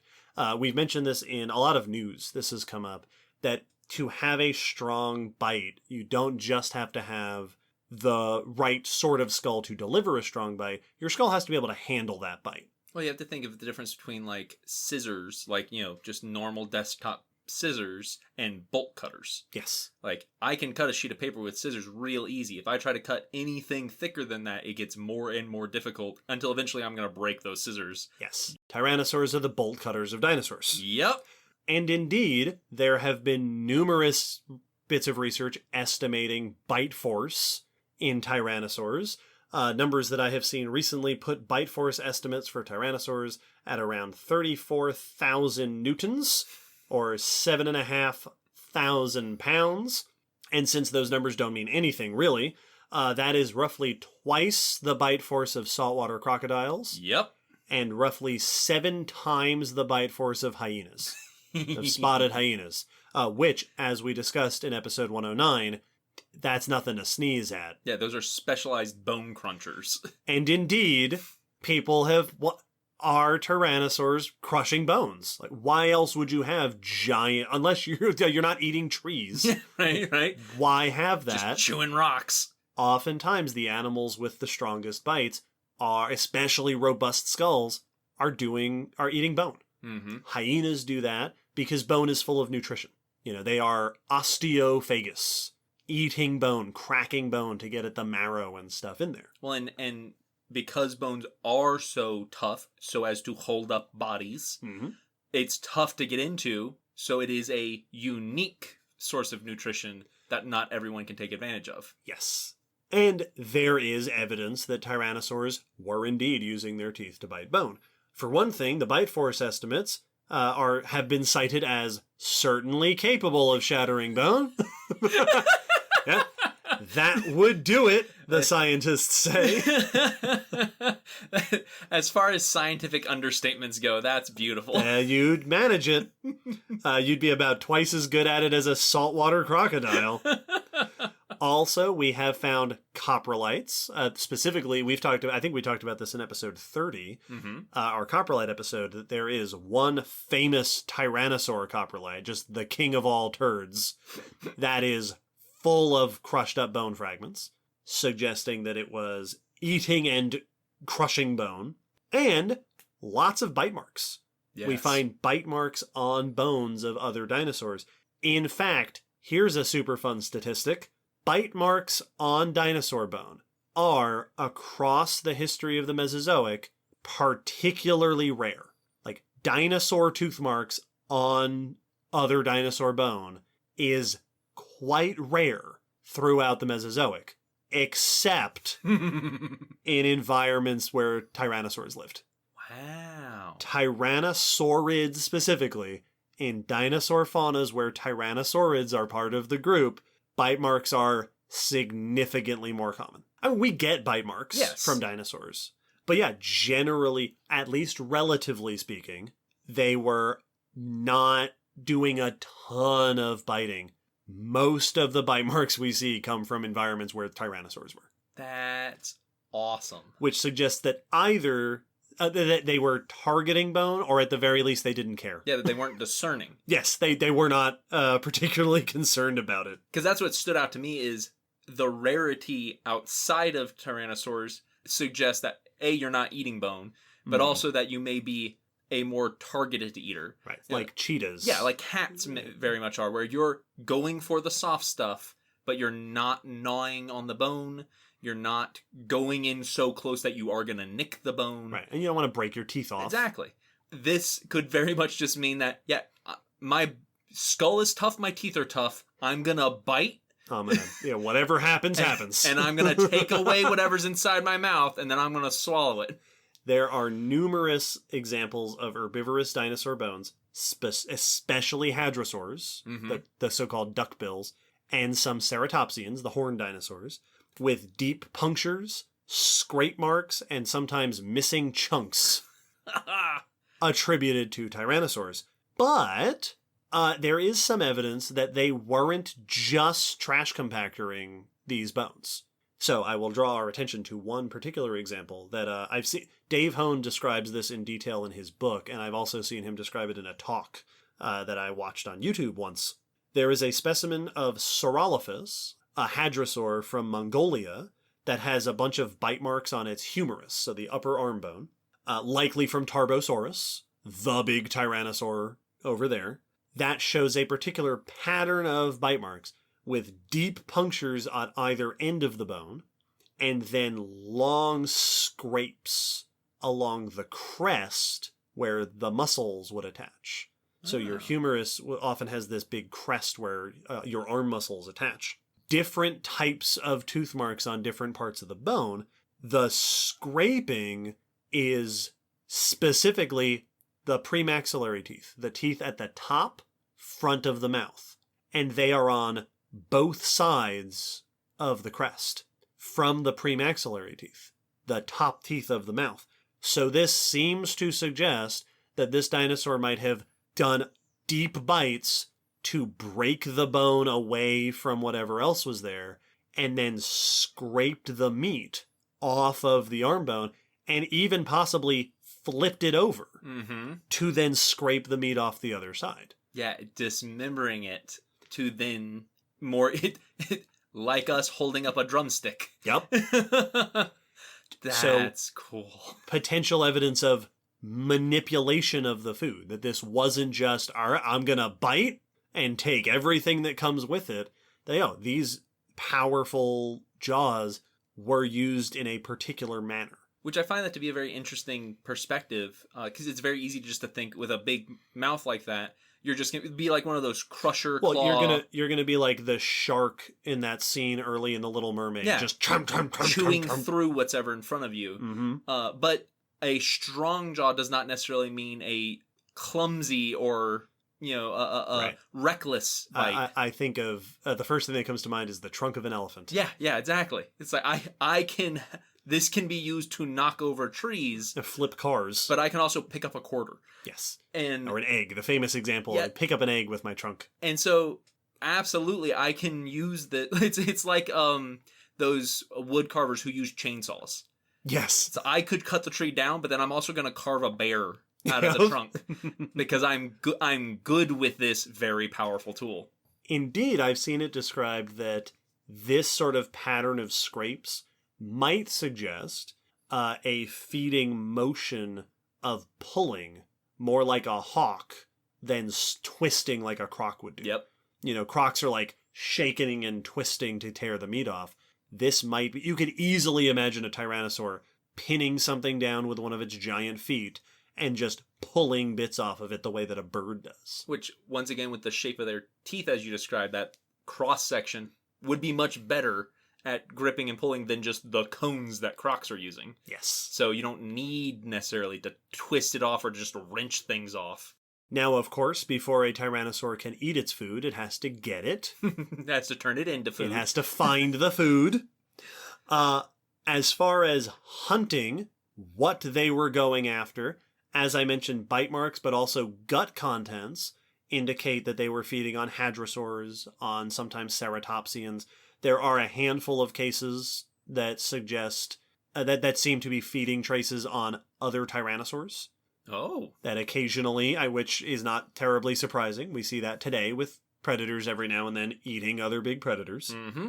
But a lot of research has gone into the senses of tyrannosaurs, specifically T-Rex. Yeah. A lot of this research has been done on T-Rex in particular. Studies of the shape of the brain case have found that the tyrannosaurids, right, the later ones, have large olfactory lobes, which indicates that they had a very good sense of smell.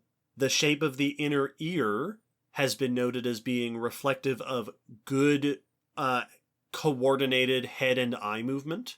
Oh. They're probably good at moving the head around quickly and being very coordinated. And then there's the eyes. This is one of my favorite things about tyrannosaurs. So there have been questions of, all right, Tyrannosaur vision. Of course, Jurassic Park very famously instilled in the public consciousness this idea of Tyrannosaurus having very poor vision, which, based on the evidence we have, is the opposite of what is true. Yeah, could not be more incorrect. If you look at the skull of a Tyrannosaurid specifically, Tyrannosaurs generally have some degree of binocular vision. They can look straight ahead. Tyrannosaurids, if you ever look at a T-Rex skull, I've seen the head described as T-shaped, with the long snout, and then the back of the skull flares out to the sides, allowing the eyes to point much more forward. Yeah, down the barrel of the snout. Binocular vision means that the field of vision of your eyes overlaps. We have that. Yeah. Our eyes face forward. Primates have binocular vision. Often predators, right? Birds of prey, predatory mammals. This means if you look at something and you close one eye, you can still see the thing. And you close the other eye, you can still see the thing. When you open, you can see what's in front of you with both eyes. It gives you that range-finding ability. Yeah, your brain can detect the difference between what your two eyes see. That's what depth perception comes from. Yeah, it's triangulating. Parallax, right? This is how we use telescopes to judge the distance of distant objects in space, is we use two different telescopes and then judge the difference in the background, because we're seeing them at a slightly different angle. Tyrannosaurs have great binocular vision, especially the later ones, with overlap between the fields of vision, similar to modern birds of prey. Oh, wow. So I've seen it related to hawks. So that, yeah, the overlap, the binocular field of vision is similar to what we see in birds of prey today, with the added bonus that Tyrannosaurids, and especially Tyrannosaurus rex, has huge eyes. Like, when you look at the skull, they don't look big. Yeah, it's proportional to the animal. Because the head is gigantic, but their eyes are enormous. I have seen estimates for the eyeball size of T-Rex at being around 100 millimeters in diameter, 10 centimeters, so about 4 inches. That's a big eye. That is an eye that is fist-sized or bigger. That's a fist-sized eye. It's no giant squid, but that's a big eye. And the cool thing about eyes is that the bigger they are, the more space there is for receptors. Yeah. And more receptors you have can potentially improve your visual clarity. That you can see more clearly just by virtue of having a big eye. Yeah, well, it's why our most powerful telescopes are big. Yes. Like for visual lens telescopes. Taking in light. Because just by the nature of the physics of light, bigger is better. And on top of all that, T-Rex's head is enormous, so the eyes are separated by a distance. The same reference that I saw that described the size of the eyes said that the eye distance between the eyes could be as much as 400 millimeters, 40 centimeters, so that's 16 inches, so that's over a foot between the eyes, which means that your binocular vision, the difference between what your eyes are seeing is much greater, and they were really tall. Yep. So, what T-Rex and its similar animals had going for it were giant eyes, possibly full of receptors, huge overlap in their field of vision, widely spaced eyes, and standing up very tall. I have seen estimates, and I'll link to this paper in the blog post, that T-Rex could have had visual clarity and distance vision several times better than ours. Oh, yeah. Than humans. That they could have seen several kilometers away, just because they're big and tall and have giant heads, and seen with a lot of visual clarity. T-Rex very likely had among the best vision of any land-dwelling animal ever. Which is another thing that I love to emphasize about dinosaurs from this age in general, late Cretaceous, but T-Rex was not just an extreme because it was a big predator, but it was specialized, and it had super abilities. Like, yeah, that's awesome.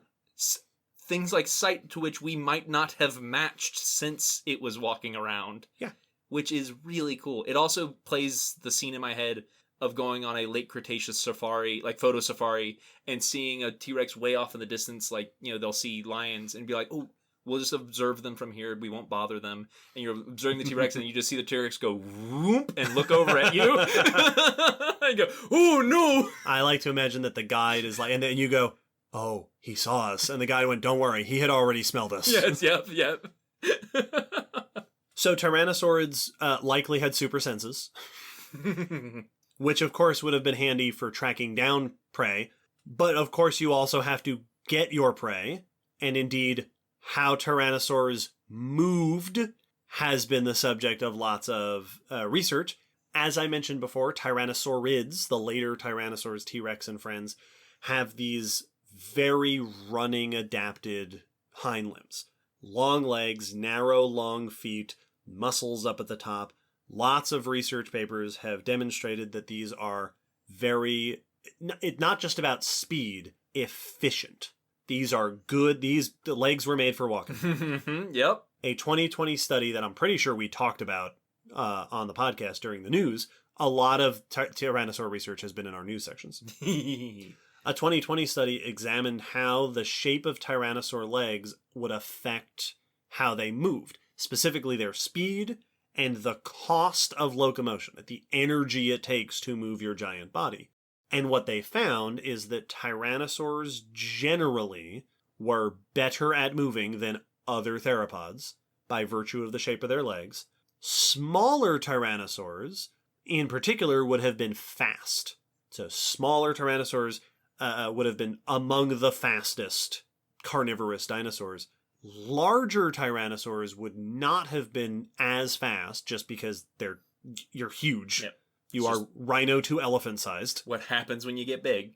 But that same foot and leg anatomy would make them very efficient. That they could move over long distances or over long time periods using less energy than you would see in other theropods. There has been other research that has found that Tyrannosaurs, that leg anatomy makes them especially agile. They're good at turning and twisting, especially the smaller ones. Mm-hmm. Dr. Thomas Holtz Jr. has referred to them as ballerinas of doom. I want to hear that band in concert. And this all together gives us a very clear picture, I think, as we mentioned before, of what Tyrannosaurs were doing when they were hunting prey. They were chasing after prey and then using their giant heads. Earlier Tyrannosaurs had those longer arms, like we see in a lot of other theropods. Stronger fingers, 3 fingers, sharper claws, good for grabbing. Yeah, right? Potentially grappling with their prey. Yeah, or even grabbing something small. Later large Tyrannosaurids were clearly not doing that. Their arms did not reach past their faces. A Tyrannosaurus would not be able to grab prey unless it was already in its mouth.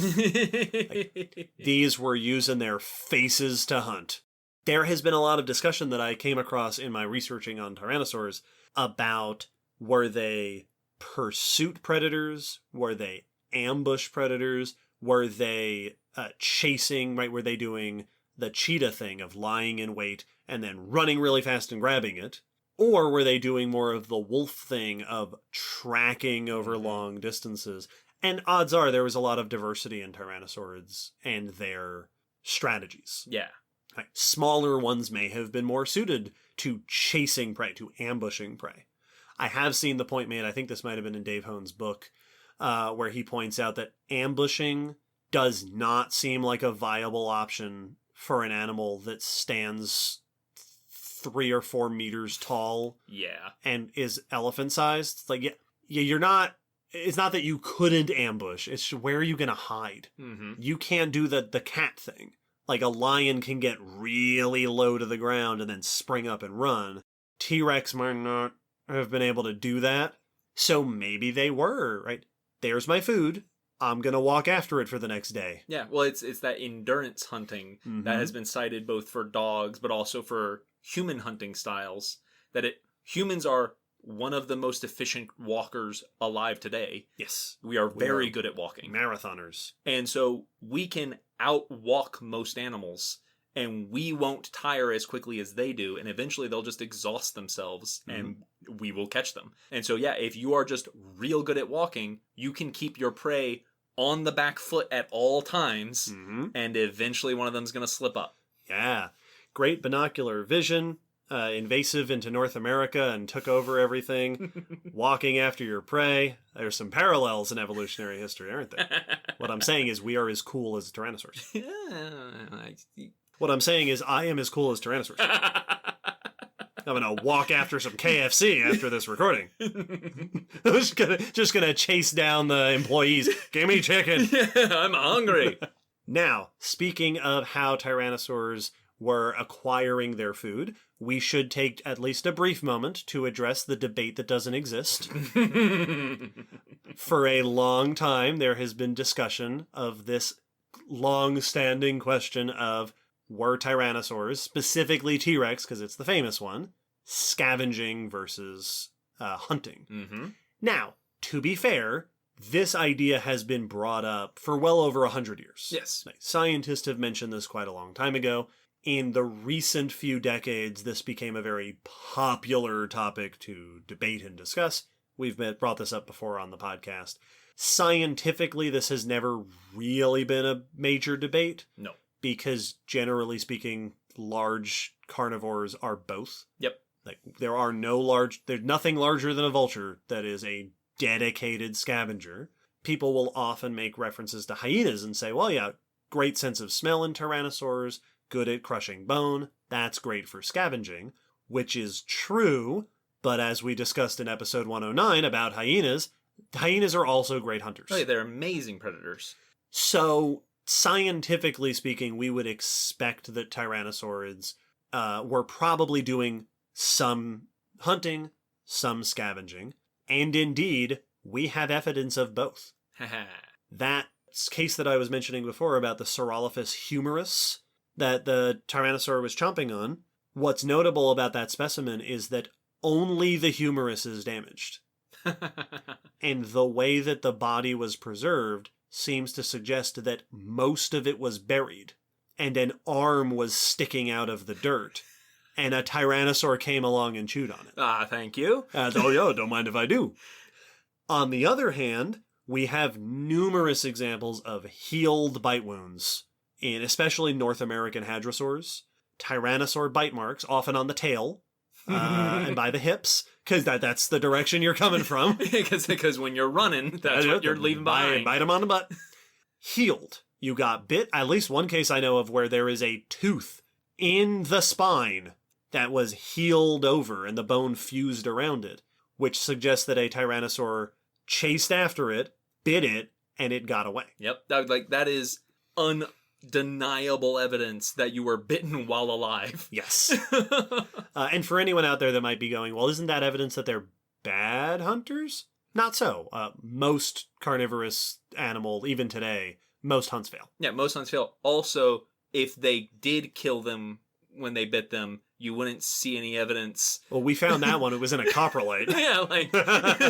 Yeah, how do you tell the difference between a scavenging kill and one they killed? Yep. That's the issue. Yeah, there's a bias in the record there. Exactly. Speaking of bite marks, another interesting note, a lot of tyrannosaur, this has been noted as relatively common among tyrannosaurids, the later ones, that they have healed bite marks on their snouts. Yes.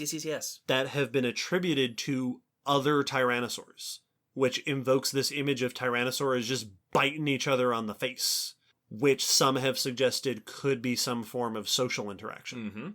Some form of ritualistic combat for mating purposes or territorial fights or something like that. That much the same way as like modern lizards will wrestle each other or, goats and other bovids will headbutt each other.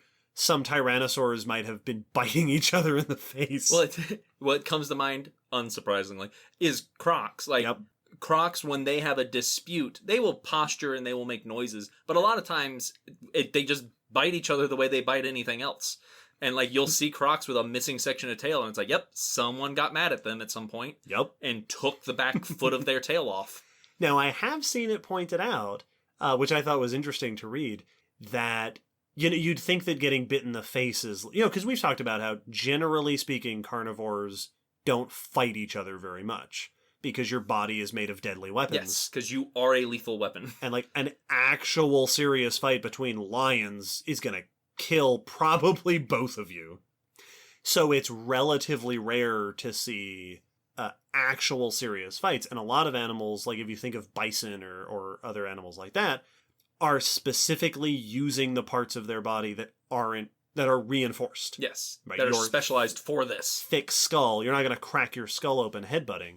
Well, I've seen it pointed out that for a tyrannosaur, if you're going to get bit somewhere, your giant reinforced skull with all that bumpiness on the snout might actually have been a pretty safe place to get bitten. Yeah.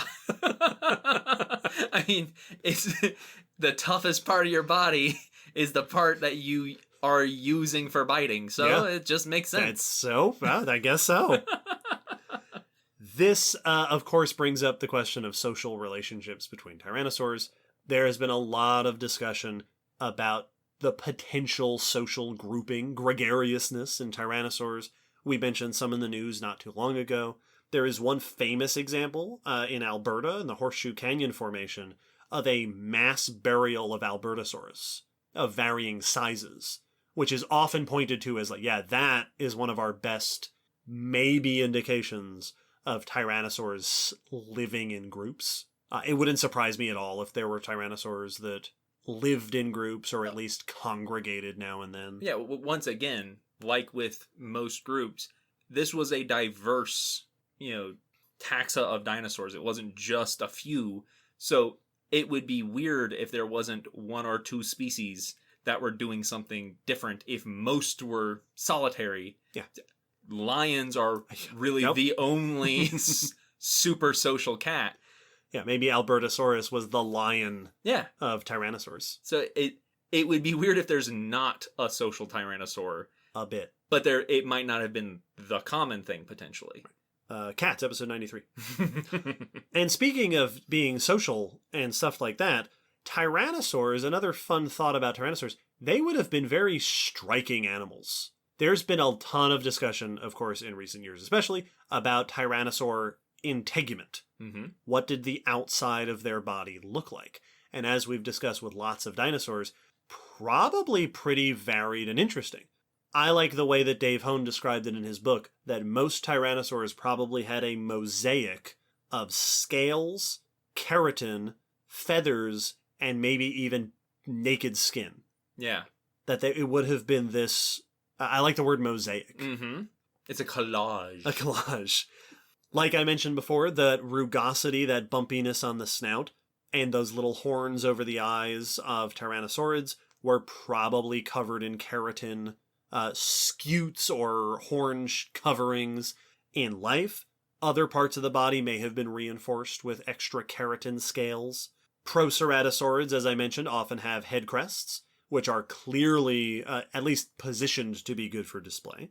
We also have a number of scale impressions from tyrannosaurs. We don't have a ton, and there hasn't been a lot of study on these, but there have been patches of scales found that give us a sense of the scalation patterns. And of course, feathers. Mm-hmm. Feathers are ancestral to tyrannosaurs.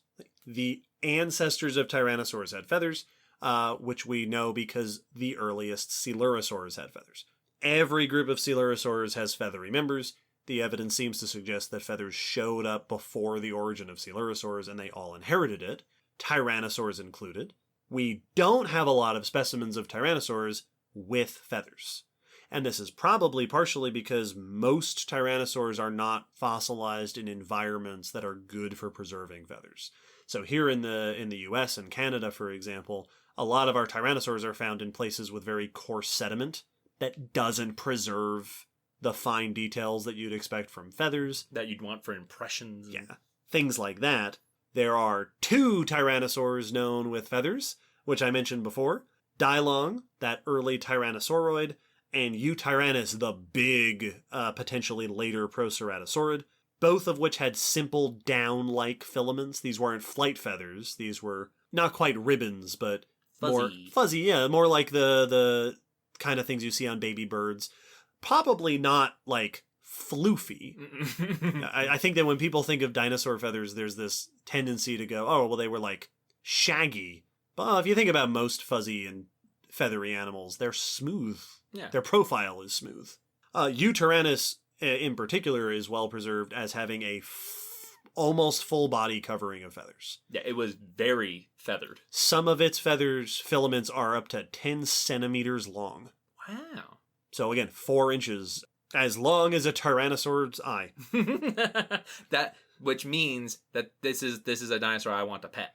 Yeah, you'd be able to get your hand in there and just, oh, it'd be so soft. So most tyrannosaurs probably had some degree of feathering, like the other groups of coelurosaurs. Well, and I when you were talking about the mosaic of features, I could see that might sound very alien, like describing an alien creature.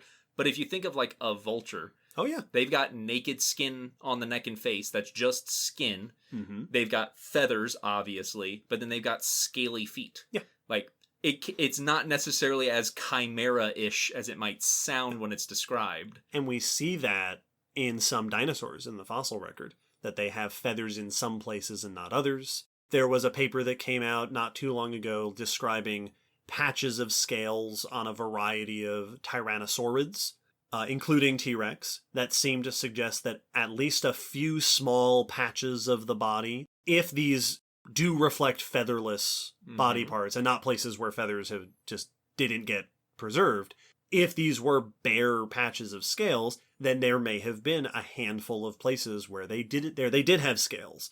And it certainly wasn't naked skin, and maybe didn't have feathers, which would match what we see, like you said, with vultures and some other dinosaurs. And the way your mosaic is arranged can have implications for how you're using it. So display, obviously. Feathers are great for display. Your horns and bumpiness can be great for display. Also, those things are great for regulating your body temperature. Mm-hmm. The obvious one is, if you're fuzzy, you retain heat. It holds in the heat. That's why how mammals benefit from being fuzzy. Although, it's also, I've seen it pointed out, feathers can also be used to radiate heat because they have a blood supply. You can pump blood into feathers to release heat, so they can function as a cooling system. Well, you also have like the ostrich, who has very poofy air-capturing feathers, much like the loose fabric, for desert-dwelling people, to help aerate and capture cooler air against the body. Another thing that ostriches do is that ostriches have strategic bare patches. Yes. Like, an ostrich's thighs are bare of feathers. They're bare skin. Which makes sense because that's probably where most of your body heat is building up. Yeah. In your thigh muscles. Warm climate penguins have bald spots as well. Black-footed penguins have bald eyebrows. Yeah. For being able to blush and get rid of heat when they come out of the cold water. Yep. I have seen this described as strategic bear patches. Now that sounds like tactics with bears. This is where we're going to put my strategic bear patch here to counter their assault. This is like a carnivoran-based game of Risk. I want this game now. It's on my Christmas list now. There is a quick note to be made here that the fact that tyrannosaurs had feathers, the fact that we're talking about how they would arrange those, is a good indication of controlling your body temperature. Yep. This is not news. Tyrannosaurs are part of the broader group of dinosaurs that are thought to have been warm-blooded, so to speak, or something similar to warm-blooded. But feathers feathers on a snake would not help. No. I'll see people who are like, I want to knit a little blanket for my snake. It's like, that's cool. It's cute. It's cute. He's going to look really cute. Not going to help him. That's it. It's not trapping any heat. Blankets are not warm. So the question of what tyrannosaurs were doing when they were eating has occupied scientific discourse for a very long time. The question of what tyrannosaurs looked like and what they were feeding upon has occupied public discourse very recently. But one topic that has been a major point of research and discussion on tyrannosaurs in recent decades has been their growth and development. Yes. Ontogeny, episode 33, the study and also the process of developing from a baby to an adult. Tyrannosaurs no matter how big and impressive they eventually got, started as babies. That's another thing we have in common, see? Okay, the parallels are stacking up. We do not have, unless I missed something somewhere recent, any definitive examples of tyrannosaur eggs. Yeah. I believe there are suspected tyrannosaur eggs, but we don't have a definite tyrannosaur eggs. Which, man, what a shame. We do, as of very recently, have possible tyrannosaur embryos. So this is research that came out last year in 2020 that, again, I think we talked about in the news. Sure did. That described a single jawbone from Montana that is about 3 centimeters long. It would fit in the eye of a tyrannosaur. Possibly Displetosaurus. A claw and a tooth from Alberta that are possibly Albertosaurus, that are thought to be either embryo or very early hatchling. Bitty bitty baby. Very, very tiny. But that's about all we have to go on as in terms of tyrannosaur babies. I have seen it suggested that the lack of eggs might indicate that they laid soft-shelled eggs, which, again, we discussed in a recent news, but we really don't have a lot of evidence. We can safely assume that tyrannosaurs were making nests of lots of small eggs, which is what dinosaurs tended to do, possibly in very simple nests like crocodilians, possibly with some degree of parental care, because, again, their closest living relatives, crocs and birds, are both really good at making nests and taking care of babies. Good parents. At least taking care of eggs and maybe early hatchlings. But once we get into an actual born, moving around animal, we know a ton about the growth of tyrannosaurs, specifically late Cretaceous tyrannosaurids, specifically Tyrannosaurus, Albertosaurus, Gorgosaurus, Displetosaurus, and Tarbosaurus have been studied quite a bit because we have growth series for a lot of these species. We have examples of fossils at a variety of ages. Some studies, in fact, I saw, and I think I will reference later, a 2020 study that I think was by Thomas Carr, possibly et al., that was able to characterize almost year by year changes in the growth of these animals. Once again, so ridiculous, so awesome. So cool. This has allowed us to put together growth curves. It's like, all right, what do they look like at age 2, at age 5, at age 7, at age 10? I have seen in a couple of places that have described that a 2-year-old T-Rex was about 30 kilograms, about 100 pounds. Generally speaking, these tyrannosaurs, the growth curves we've seen for them, show that they start out small and stay that way for a while, and then have a growth spurt and then level off. Sort of an S shape. Mm-hmm. That it's gradual, then fast, and then gradual again, which is how we grow. Yes. Yeah, we're small for a bit, then we spring up, then we level off, and indeed, the growth spurt for tyrannosaurs seems to happen in their teens. The tyrannosaurids seem to reach maturity, right? Anatomical maturity, in their late teens to 20. Once again, you see, that's us. All right. But I love that image just because the picturing, it's like when a family gets a puppy when they have a baby so that they can grow up with the dog. I've got a picture of that happening where you're going to grow up alongside a T-Rex and just have very disproportionate puberties. This is what we need for a new Dinotopia series. Yeah, see? A orphaned child and a lone egg. And then they grow up together. An emotional journey that will have us crying by the end. That's what I want. Writers, that you can consider this free. This is for free. This is for free. Put us in the credits. No charge. Please have it on my desk by next year. So, do you have a movie for me? Now, as you can imagine, starting small for a while and then having a growth spurt is a big deal when your final form is tons in weight. Tyrannosaurids grew very quickly. Albertosaurus, Gorgosaurus, etc., at adult sizes are often estimated at, a couple of tons, which they're reaching in those 20 years. Like, that growth spurt goes from a little animal, the dinosaurs laid small eggs, so they would have come out at best the size of, a kitten or something, to a rhinoceros-sized animal. But what's really striking is that T-Rex, which hit full adult size at, several tons, 5, 6, 7, 8 tons, reaches adulthood in the same time span. Mm-hmm. It hits adulthood at the same time that Albertosaurus does, even though it is several times larger. T-Rex grows so preposterously fast. There was a study not too long ago that estimated how fast would that have been, and their estimates suggested that at most, growing teenage T-Rex might have grown 700 kilograms, or 3/4 of a ton, per year, at a maximum of 2 kilograms, or 5 pounds, a day. Yep. Man, remember how much you ate when you were going through your growth spurt? That's what I was going to say to all those parents who have raised teenagers successfully through puberty, and all the horror stories everyone always shares about just how ravenous having teenagers in the house is.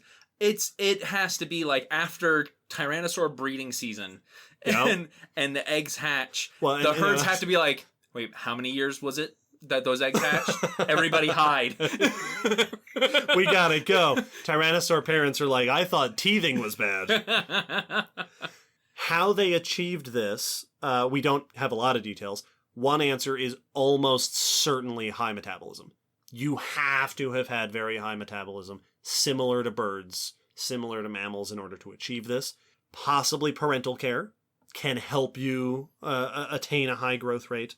Tyrannosaurs reach maturity around 20 by 20, but notably, we rarely have them older than that. It seems that Tyrannosaurs did not live beyond maturity very commonly. Okay. This is a trend we see in the record. The oldest Tyrannosaur that's often cited is Sue, the famous one currently at the Field Museum, who's estimated at 28. But that's unusually old. It seems that it's weird for us to think about because mammals reach adulthood and then that's most of their life. Mm-hmm. There is the implication that for tyrannosaurs and indeed a lot of dinosaurs, most of your life was spent in that growing adolescent stage. And then you reach full size and you don't make it much past that. Yeah, you have a few more years left or something. Tyrannosaurs also seem to have reached sexual maturity before reaching somatic maturity, full adult size. That they could breed before they actually made it to full size. Which, it's an interesting concept that you could be a sexually mature animal while still growing significantly. Which, while that sounds weird, we do that. Yes, we do. Humans do that. We as a species, we don't condone it very often. Our laws don't sync up with that, but physiologically. Yeah, we can mate and have babies often before we are fully grown. Yeah, in the midst of puberty is when that often becomes an option for us. So it makes me think of those insects where like the well-known thing, the dragonfly is what we all know, but really the larva is where they spend much of their life is as a very different animal underwater or doing underground. Yeah. A lot of insects, the vast majority of their life is spent in a form that we don't see often and don't know well because they don't have wings.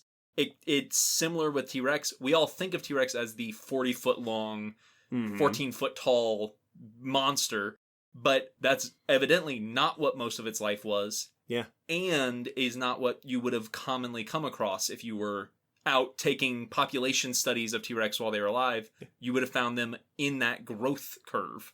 Yeah, juveniles might have been much more common. So the famous image of them is not an accurate image of the population. Yeah. Which is really interesting. Now, not only do growing tyrannosaurs go through dramatic changes in size, their whole bodies change a bunch. Young tyrannosaurs are very different from older tyrannosaurs. This is true for T-Rex and Tarbosaurus and a lot of the ones we've discussed. When they're younger, in their growing stages, their skulls tend to be more slender, their teeth tend to be more blade-like than the thicker ones they'll get later. They tend to have more teeth. Oh. So they'll get fewer teeth as they get older, and the teeth become larger and thicker. The skulls become larger and more robust. The horns grow in. They get bigger. They get their little horns. Tyrannosaur torsos, as they grow, relatively become larger, longer, and heavier. Their legs become relatively shorter. Right? They don't maintain the same proportion of their body as they grow.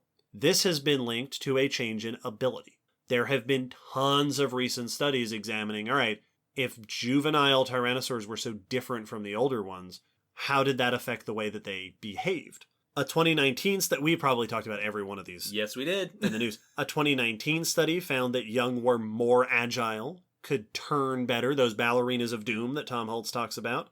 A 2020 study found that, that this is the one I mentioned before, that the longer legs were good for efficient walking in larger tyrannosaurs, but faster running in smaller ones. The young would have been faster than the adults. A 2021 study found that juvenile tyrannosaurs had a weaker bite. They didn't have that giant bite force that we recognize later on. And that 2020 study by Thomas Carr found, surprisingly, looked at a detailed growth rate and found that this wasn't necessarily as gradual a transition as we might imagine. That study pointed out that at least the skull, in particular, seems to change relatively quickly later in life.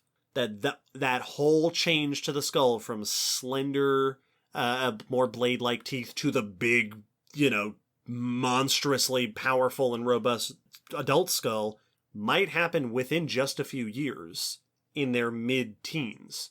A rapid transition from one state to the other. And I'm so glad you brought up insects, because in that paper, they point out this sort of wholesale change, rapid shift, might be considered secondary metamorphosis.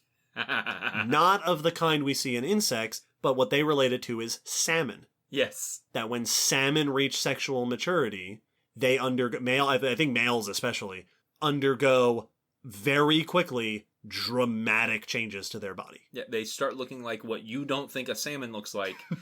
Because they become monstrified. Yeah, they get sharp hooked jaws with teeth that protrude out and a big muscular hump on their back. They turn into a combat salmon. Yeah.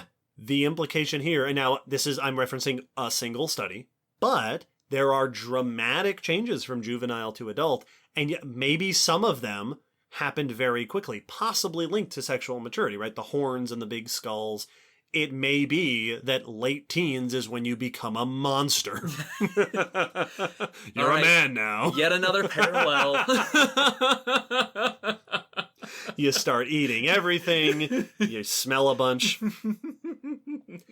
Now, as you can imagine, and indeed if you have listened to this podcast much before, or indeed if you follow dinosaur news even a little bit, these dramatic changes from young to adult can be confusing. Mm-hmm. And there have been a number of famous cases of this being confusing. Tarbosaurus, the big tyrannosaurid from Mongolia, at one point there were a number of other species of tyrannosaurids named living alongside Tarbosaurus. Smaller ones that later were discovered to be growth series. Mm-hmm. That those weren't different smaller species of Tyrannosaur, those were just young Tarbosaurus, and became our growth series. The same thing has happened with Tyrannosaurus, although there's still some degree of debate about this. Just a bit. Nanotyrannus is the name originally given to a skull of a tyrannosaur from here in North America, the latest Cretaceous, found I think in the 40s, named in the 80s, that was identified as a small tyrannosaur that lived alongside T-Rex. Same environment, same time. Also, some have suggested that this identification be given to a skeleton named Jane, which has been identified as a 12-year-old tyrannosaur. This supposed nanotyrannus would be about half the size of T-Rex, but there seems to be a growing consensus that nanotyrannus looks like a different species from T-Rex for all the same reasons that those smaller tarbosaurs looked like a different species, for all the same reasons that juveniles look different from adults. Yes. And that nanotyrannus is probably just a juvenile T-Rex. This is, of course, we talked about this before, not unique to tyrannosaurs. Like, this has happened with ceratopsians, and this has happened with other dinosaurs, because dinosaurs change so much when they go from really little to really big. Oh, yeah. Well, I mean, just think about all the animals today that are born without crazy horns and then have crazy horns. If we found fossils of them, how easy would it be to tell a baby goat from an adult goat and go, yeah, those are obviously the same thing? And these are experiencing some really significant changes, not just in the skull, but the whole body. Mm-hmm. Which, of course, has led to another facet of discussion, which we have talked about a bunch in the news in the recent times, were young tyrannosaurs living differently. Yeah. Having very different bodies and skulls would suggest, being able to run faster but bite not as hard and being more agile. That seems to indicate that you were doing something different. I often see them related to, we've related them to crocodilians. Yep. Because gators do this. As gators grow up, they're changing what they're eating and where they're hunting. Another comparison that I've seen, I've seen some researchers favor, is to Komodo dragons. Oh, yeah. Young monitors, young Komodo dragons, often spend time up in trees. They're really good at climbing, and they hunt differently. The adults spend more time on the ground because they're too big to climb, and they eat different foods. And often the adults and the young live in different places because a young Komodo dragon is on the menu for an older Komodo dragon. Yes. Much like crocodilians. So there are some animals today where there's precedent that, in your younger years, you live a very different lifestyle from your parents. Mm-hmm. And indeed, and we've talked about this, there was a study this year, 2021, at least there was one study by Tom Holtz, and there was another study earlier than that I want to say Catlin Schroeder was part of, that found similar results. The Holtz study specifically looked at communities of dinosaurs with different types of predators in them, and found that most cases, in not only dinosaur communities but modern communities, you have predators of all sizes. Mm-hmm. Right? Africa, you have your lions and your leopards and your cheetahs and your wild dogs and all the way down. Dinosaurs often have large predators, mid-sized, small, except in faunas where there are large tyrannosaurs, where you don't seem to have middle-sized theropod species. You don't seem to have mid-sized carnivores. And the suggestion seems to be that the reason you don't have medium-sized carnivores is because your tyrannosaurs were both your large and medium-sized carnivores. Yeah, you don't have mid-sized predators because you have juvenile tyrannosaurs. Yes. And this is how Tom described, I think this was on our Paleo Talks episode recently. I think this is where I pulled this quote from, that they effectively represent different species ecologically. Yes. You are acting like a different species because you're hunting differently, you're eating different prey. And so you're taking up those niches that would otherwise be occupied by middle-sized carnivores. Oh, it makes me think of frogs, to where it's like, you're a grazer as a baby. As a tadpole, you're grazing on algae and plant material, and then you become a predator. That's, as far as the other residents of the pond are concerned, two different creatures that they have to put up with. Yes. And share their habitat with. They have the small wriggly ones that eat plants and are fine and tasty, and then the giant hopping mouths that are terrifying. Yep. And you've got your 13-year-old T-Rex hunting smaller, faster, mobile things, and your 19-year-old T-Rex that is taking down the biggest things around, plodding and just walking after him. Oh, I'm gonna get you. So it has been suggested that younger tyrannosaurs may have been hunting smaller prey, faster, more agile prey. Indeed, the point has been made by a number of researchers that juvenile tyrannosaurids have body shapes quite similar to earlier tyrannosaurs. Yeah. That more slender bodies, more slender skulls, more blade-like teeth, more teeth. Like the trends we see in the adults through evolutionary time, we also see in the growing up of the latest, biggest tyrannosaurs. So teenage Tyrannosaurus, teenage Tarbosaurus might have been hunting and living lives more like Eutyrannus or Appalachiosaurus. Very, very well, and it's makes sense for big animals like that, because this also is niche partitioning. Yes, makes you're not competing with your mom. Exactly. We're not both going for the big hadrosaur. I'm going for this small scurrying, animal, whilst you're handling the heavyweights. Which is especially handy because, as we've discussed, it sounds like the adults were far outnumbered. Yes. By the youngins, is these young ones taking everything over. Yeah. Right, boomers?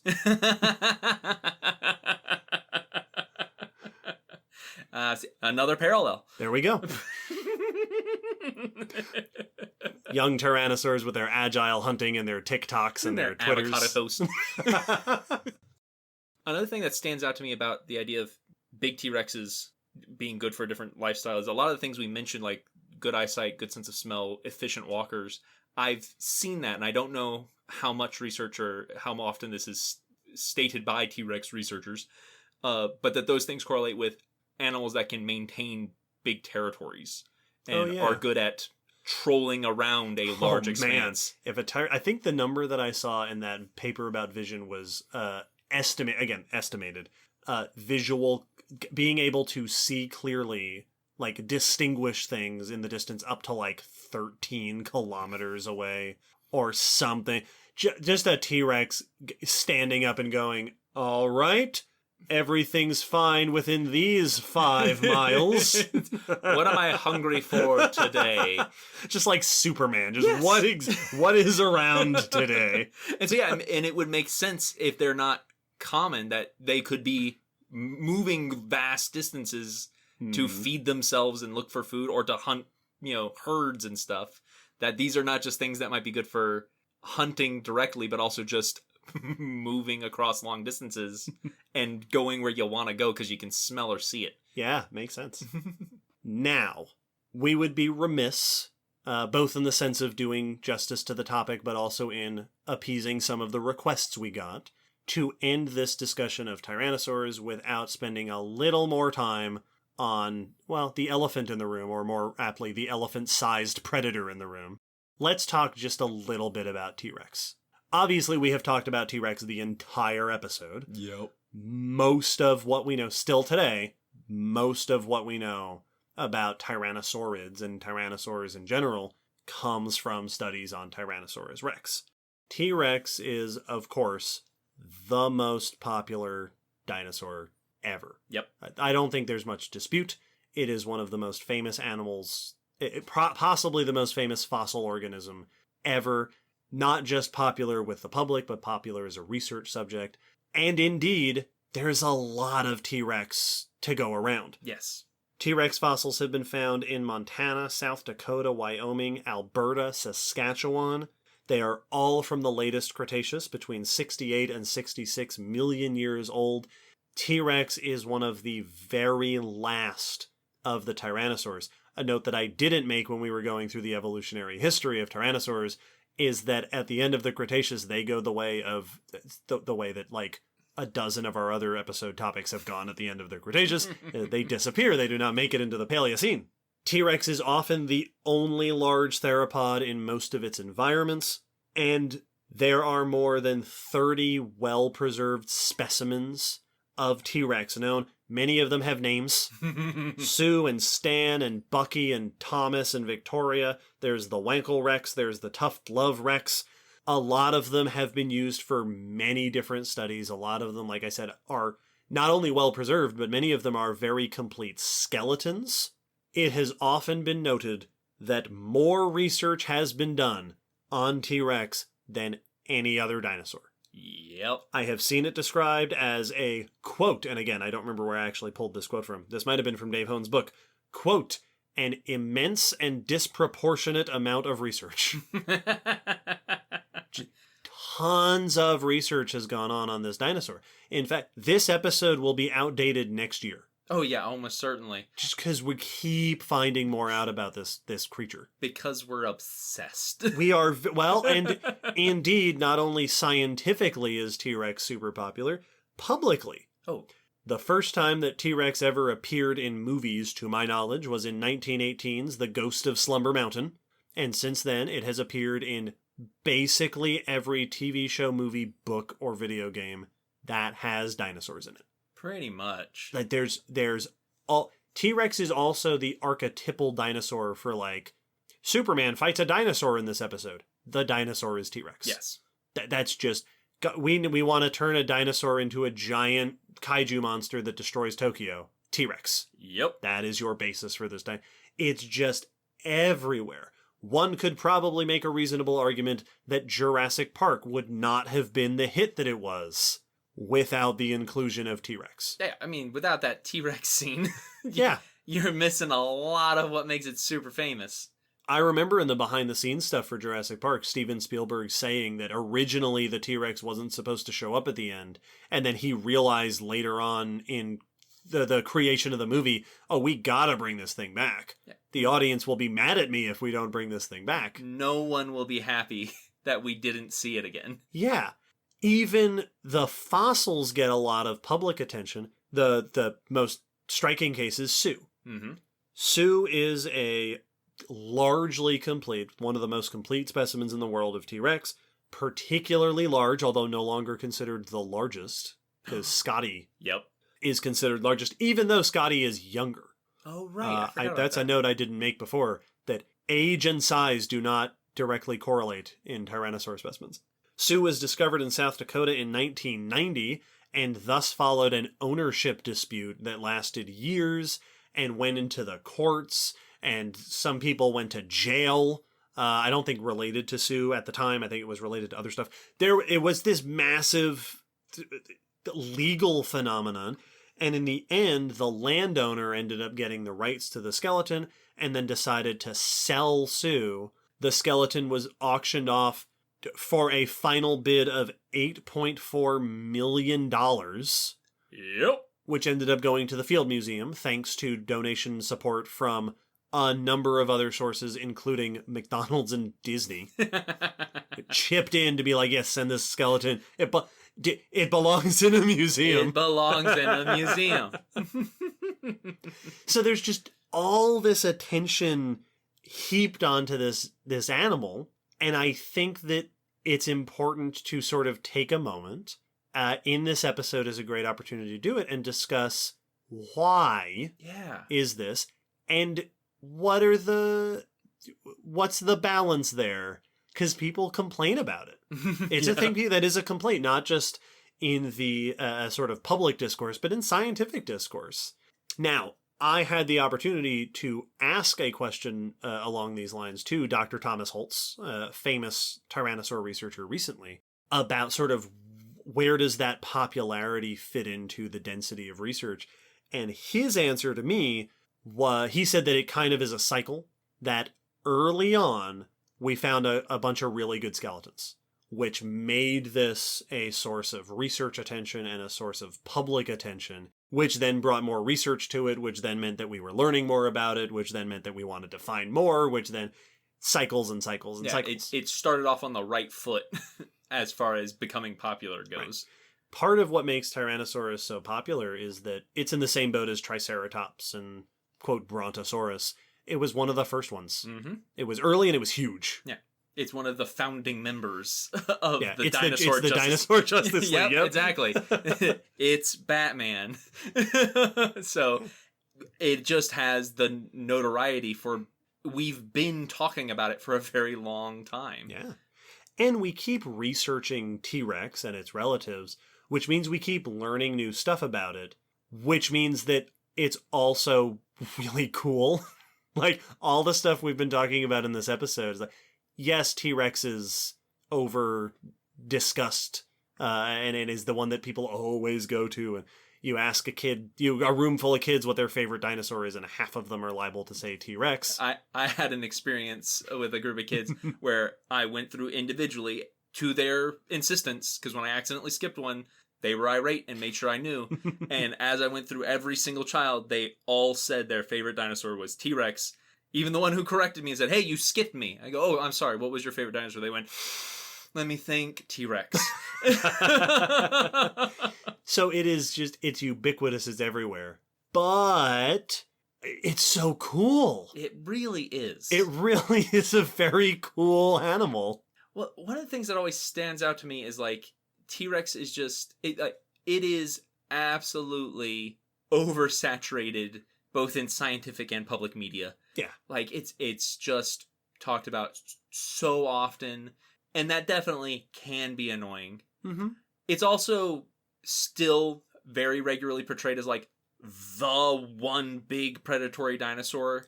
Right. Even though if you ask any kid, they will start telling you about Giganotosaurus and Concarodontosaurus. But as you mentioned, it's not even the only one big tyrannosaur. Yeah. But yet it stands above all the rest in fame. And whilst all of that is potentially misleading and not a fair shake as far as discussion goes, it is a really cool animal. It's very cool. And it's got a cool history to it. Like, it's historical, it's nostalgic. It's very impressive. So it is hard not to be endeared to T-Rex, even if you know that it's being treated biasedly. Yeah. Now, some of the complaints that people will levy at, yes, this repetition of focus on this animal. One that is a fair point, I think, is that it distracts from other things. Absolutely. Like, if you pull someone off the street, like, it'd be cool if people could name more dinosaurs than you just keep showing the same ones. But also in research. I have seen researchers say, I really wish people would study other dinosaurs more. T-Rex is to dinosaurs what dinosaurs are to all other fossil animals. It's like, yeah. There you go. I wish you wouldn't, all this attention goes to dinosaurs, all this attention goes to T-Rex, where there are other things, other organisms that it would be really nice for us to be able to learn more about, to research more about, if they weren't being overshadowed by all this focus being put on T-Rex, the favored child. Exactly. Well, it makes me think of how I've often heard historians complain, or my friends who are just very interested in history complain about the way history is taught in many public schools, at least here in the U.S., where it is, there was this war, and then some history happened, and then there was this war, right, and then some history happened, and then there was this war, and then some. It's taught by, punctuated by wars, and not as history in general, that it is taught with a very skewed view. And the way we talk about dinosaurs can skew our understanding scientifically, but also in the public. Yes. Very easily in the public. Making, people are often surprised to hear there are other big predators, even though T-Rex existed for 2 million years-ish at the very end of the Cretaceous. That's one thing that I've found very common, and I remember being surprised by when I was younger and learned that T-Rex was just there at the very, very end. Yeah. It was like, because we show it so often and we feature it so often, it feels like T-Rex should be ubiquitous throughout the Mesozoic, or at least through the Cretaceous. That it should be a defining, a biomarker of this age, and it's so not. No. And that, even if the scientists researching it aren't being skewed by that really, it's the same issue that happens with showing all dinosaurs living. Here's Stegosaurus, here's Tyrannosaurus, here's all these animals just living together in one big clumped assemblage. That gives the wrong perception of time for these ages, because you're featuring the popular ones, not the accurate ones all the time. The other thing that can happen, and I've seen this pointed out by others, when you have an animal that is that popular, is that you get the situations we were discussing before about how you can get sort of this unusual attention put on it. You end up with debates, sort of public-facing debates, right? The whole scavenger predator thing, which shows up in the news, news articles love to reference this. Yep. They love to go back to the scavenger predator stuff. The feathers debate, right? The way that Tom Holtz put it is, Tyrannosaurus attracts a lot of odd ideas. Well, and a lot of it also attracts a lot of heated feelings and emotions. It makes me think of the Star Wars franchise, to where it's like, these movies in this franchise weren't very good. Okay, yeah, that happens in all movie franchises. Every single movie franchise has not so good or slightly disappointing movies compared to the really good ones. Yeah, but this is Star Wars, and they ruined it. How dare you speak ill of my Tyrannosaurus? You can get that when you have that level of public attention. Now, all that said, the heavy focus on Tyrannosaurus is not exclusively a negative thing. No. The best demonstration, I think, scientifically, of that is that Tyrannosaurus is, in a very fascinating way, like a fossil model organism. Yep. More research has been done on the lifestyle, behavior, growth rate. There has been research on population dynamics, on biomechanics, how it moved, than any other dinosaur species, any other fossil species. And it sets the foundation for us learning how to do those things. It is the fossil. It is where we do all of our beta testing of our new, methods and stuff. A lot has been learned from these studies that can then later be applied to other groups. Well, and it can also be a really good way to draw funding and attention to science.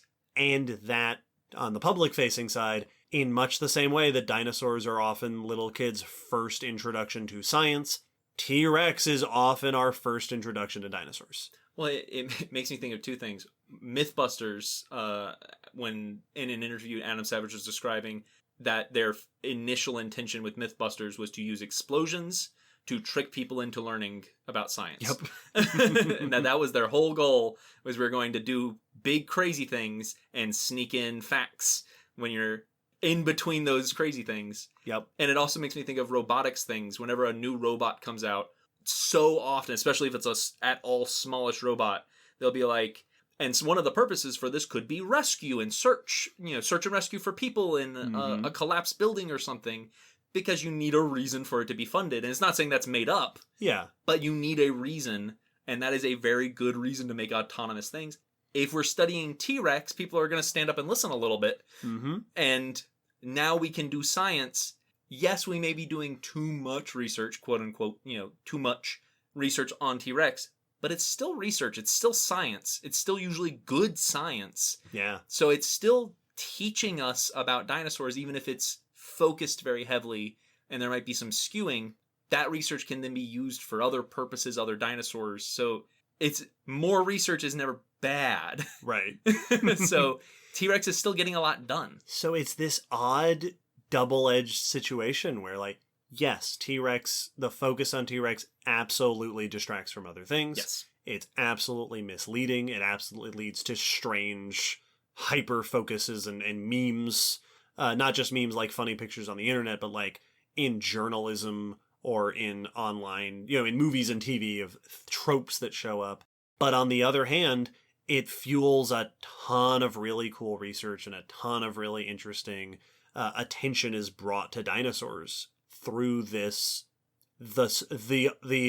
so-called king of the dinosaurs. And I think that on top of the science and on top of the history, the cultural phenomenon of T-Rex makes it that much more interesting. Well, it's T-Rex is in such a unique position because it was one of the early discoveries. Mm-hmm. It was a good discovery. Well preserved. Find it just a bone. It was also one of the first dinosaurs ever put on public display in museums. It's got a cool name.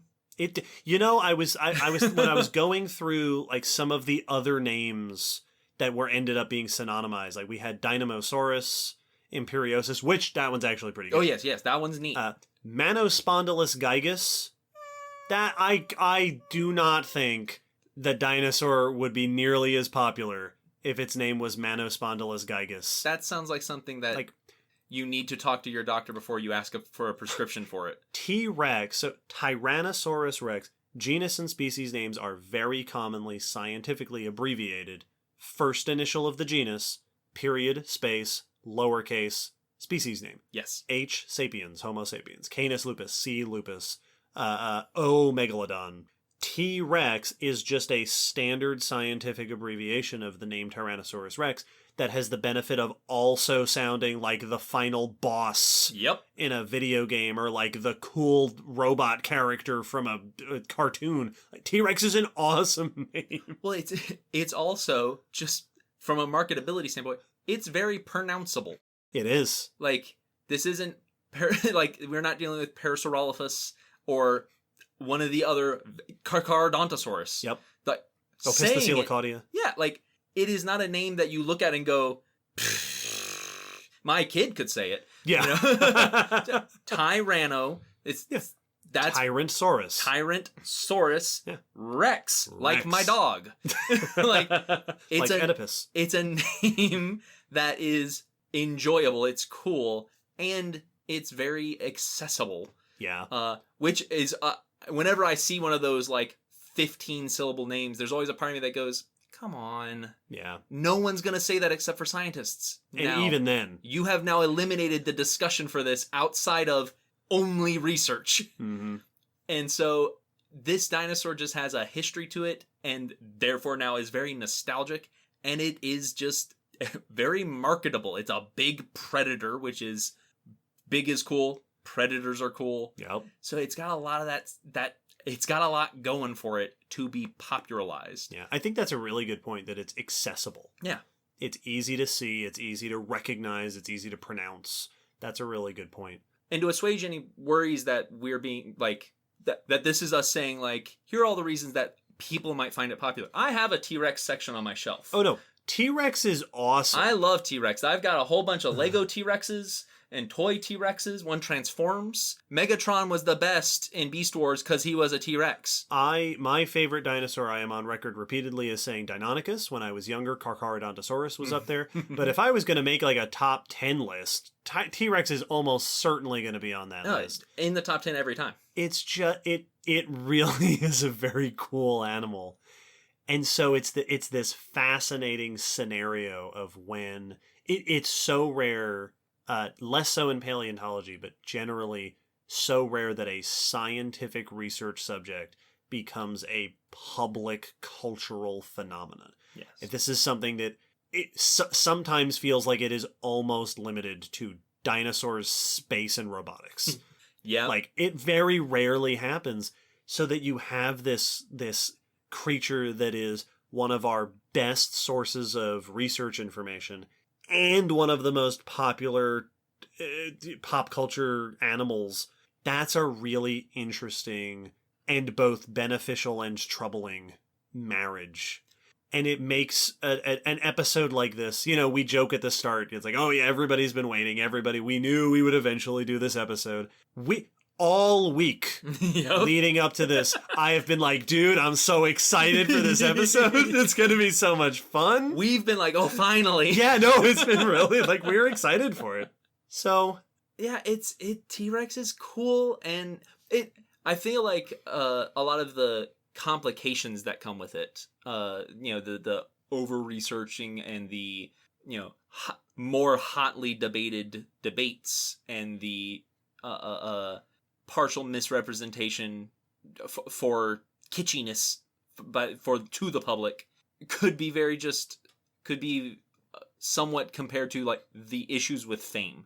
Mm-hmm. To where it's like, when you become famous, that unlocks a lot of doors. Oh, just tons of people have an unhealthy parasocial relationship with T-Rex. Exactly. Like, being famous opens a lot of doors. It allows you to do really cool things, but it also means that it makes it hard to go to the grocery store. Yeah, the hat and the sunglasses aren't really doing it for T-Rex. So, like, T-Rex is famous, which means it's opening doors for people to get interested into paleontology, into science in general. It's bringing research funding to dinosaur studies in the bucket loads. It's getting dinosaurs into the media in really cool ways. But it also means that you're getting strong, uninformed opinions about it. You're getting minor comments in research papers made about it blown way out of proportion in the news. Yep. You're getting... Every fossil discovery in the news is somehow related to, like, researchers found a tiny little tooth of some kind of mammal. Apparently it's really important for mammal research. It lived at the same time as T-Rex. So whilst it was dodging the feet... Researchers discover a new Tyrannosaurus Rex sized whale. Mm-hmm. Yep. Yep. Why? Weird. It's just any way you can loop it around to come into T-Rex story. Tyrannosaurus Rex is the Olympic-sized swimming pool of dinosaurs. It's the bus length. So I've been excited to talk about tyrannosaurs, their evolutionary history, their science, but I'm also excited to geek out about T-Rex. Oh, absolutely. And I'm glad we got the chance to have this cultural discourse about it. I think it's really interesting. I knew this episode was going to go long. Every now and then we have an episode where, episode 79, I was like, Will, we're finally doing pterosaurs. It's going to be a long one. Buckle in. Strap in. Hydrate. This has been a lengthy discussion. Hopefully people have very much enjoyed it. We have one more thing to do before we wrap up. I mentioned at the beginning of the episode that one of the benefits we offer to our patrons who support us at a certain level on Patreon is the ability to ask us questions to answer here on the podcast. If you are a patron and you subscribe at the family level or higher, you should receive an email message that gives you a link to a form where you can submit a question to send to us. If you are a patron of that level and you didn't get the link to the form, let us know and we'll send you the link to the form. Will? Yes? Tell us what our question is today. Our question is from Hobart. Hello, Hobart. Who says, I was interviewing a paleontologist about a triceratops he was constructing. We noticed that the humerus on both sides were different sizes. He is confident that these two bones belong to the same specimen, but although the length of the bones was the same, there was significant difference in girth. Is this a common occurrence in fossils, or is this a weird example? Very interesting question. Funnily enough, my answer is it is a weird example, but also not actually an uncommon occurrence in bones. That sounds like a very extreme, potentially, case. Yeah. But it is not at all unusual for skeletons of animals, modern or fossil, to be asymmetrical, especially oftentimes as a result of some sort of injury or some growth defect or something like that. So the idea of the arm bones being different sizes on either side makes me think of cases that I've heard of where an animal might have an injury on one foot, so it favors the other arm. That's exactly what I was thinking. If you're not putting as much weight and you're not putting as much strain on one of your limbs, right, it's not going to beef up as much, or the other one's going to have to compensate. You're skipping leg day, but only for that one leg. You see this, where we talked about this a bit in episode 84, with paleopathology with our friend Laura, where, an injury might cause an animal to walk in a weird way or hold itself in a weird way. I learned recently that apparently elephants often get weird shapes in their vertebrae because there's just so much weight. And if you're using your limbs at all differently, you're putting a ton of uneven weight on your back. And it warps the bones back there. So an injury on one side could lead to an underdeveloped one arm or an overdeveloped the other arm or something like that. Absolutely. Yeah, it's your bones respond to the stress put on them. And so if you're using them in a new or different way or not using them, the bones respond. Yeah. Their growth changes. I wouldn't say that it's super common, especially extreme cases. I don't think are very common. Laura listed a few examples in episode 84, which people can go back and listen to for some examples. But having weird asymmetries is not at all uncommon. Yeah. In modern or fossil animals. Well, sounds like a cool specimen. Oh, absolutely. You also can find examples of various animals, us included, being, handed. Yeah, that's true. Right-handed or left-handed. So if they do a task, like, if we find out that Triceratops dug for stuff every now and then with their front dug limb, for water or tubers, and they favored one, I'm right-footed, so I do it with this, and we see it in athletes for sure, things like that. Like if you're doing extreme tasks and you tend to favor one side, it could cause a difference. I don't know if it would cause as notable, instantly a difference, but right. You can have asymmetry in behavior that causes asymmetry in anatomy. Yeah. You can also have growth defects. You can also have injuries that cause a bone to be thicker as it healed or something like that. That it didn't develop fully, so that you have an underdeveloped limb. You have a Nemo limb. So thanks, Hobart. That's a great question. Absolutely. Thanks to everybody who is on our Patreon and supports us. Thanks to everybody who listens and supports us. Thanks to all 1 million of you who downloaded our episode. I know it's not a million. We have going on 200 episodes of released stuff on our podcast. But thanks to the hundreds of thousands of you who are downloading our stuff. That is very exciting.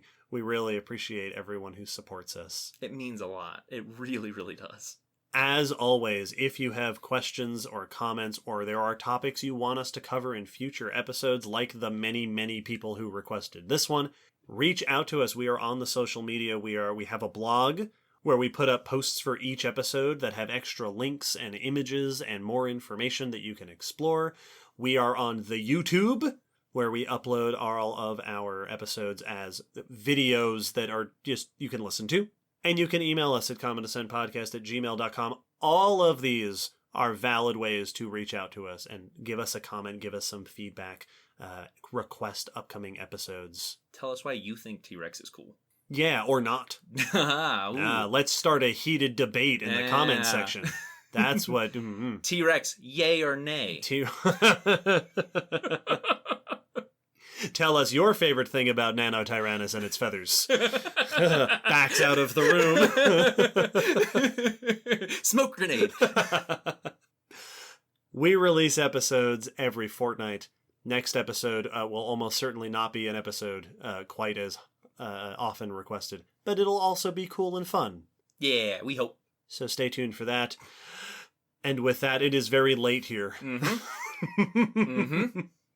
So we're going to head out of this room and go to bed. The rest of you go on with the rest of your day or night or whatever it is you're doing listening to this podcast. Join us next time. Bye.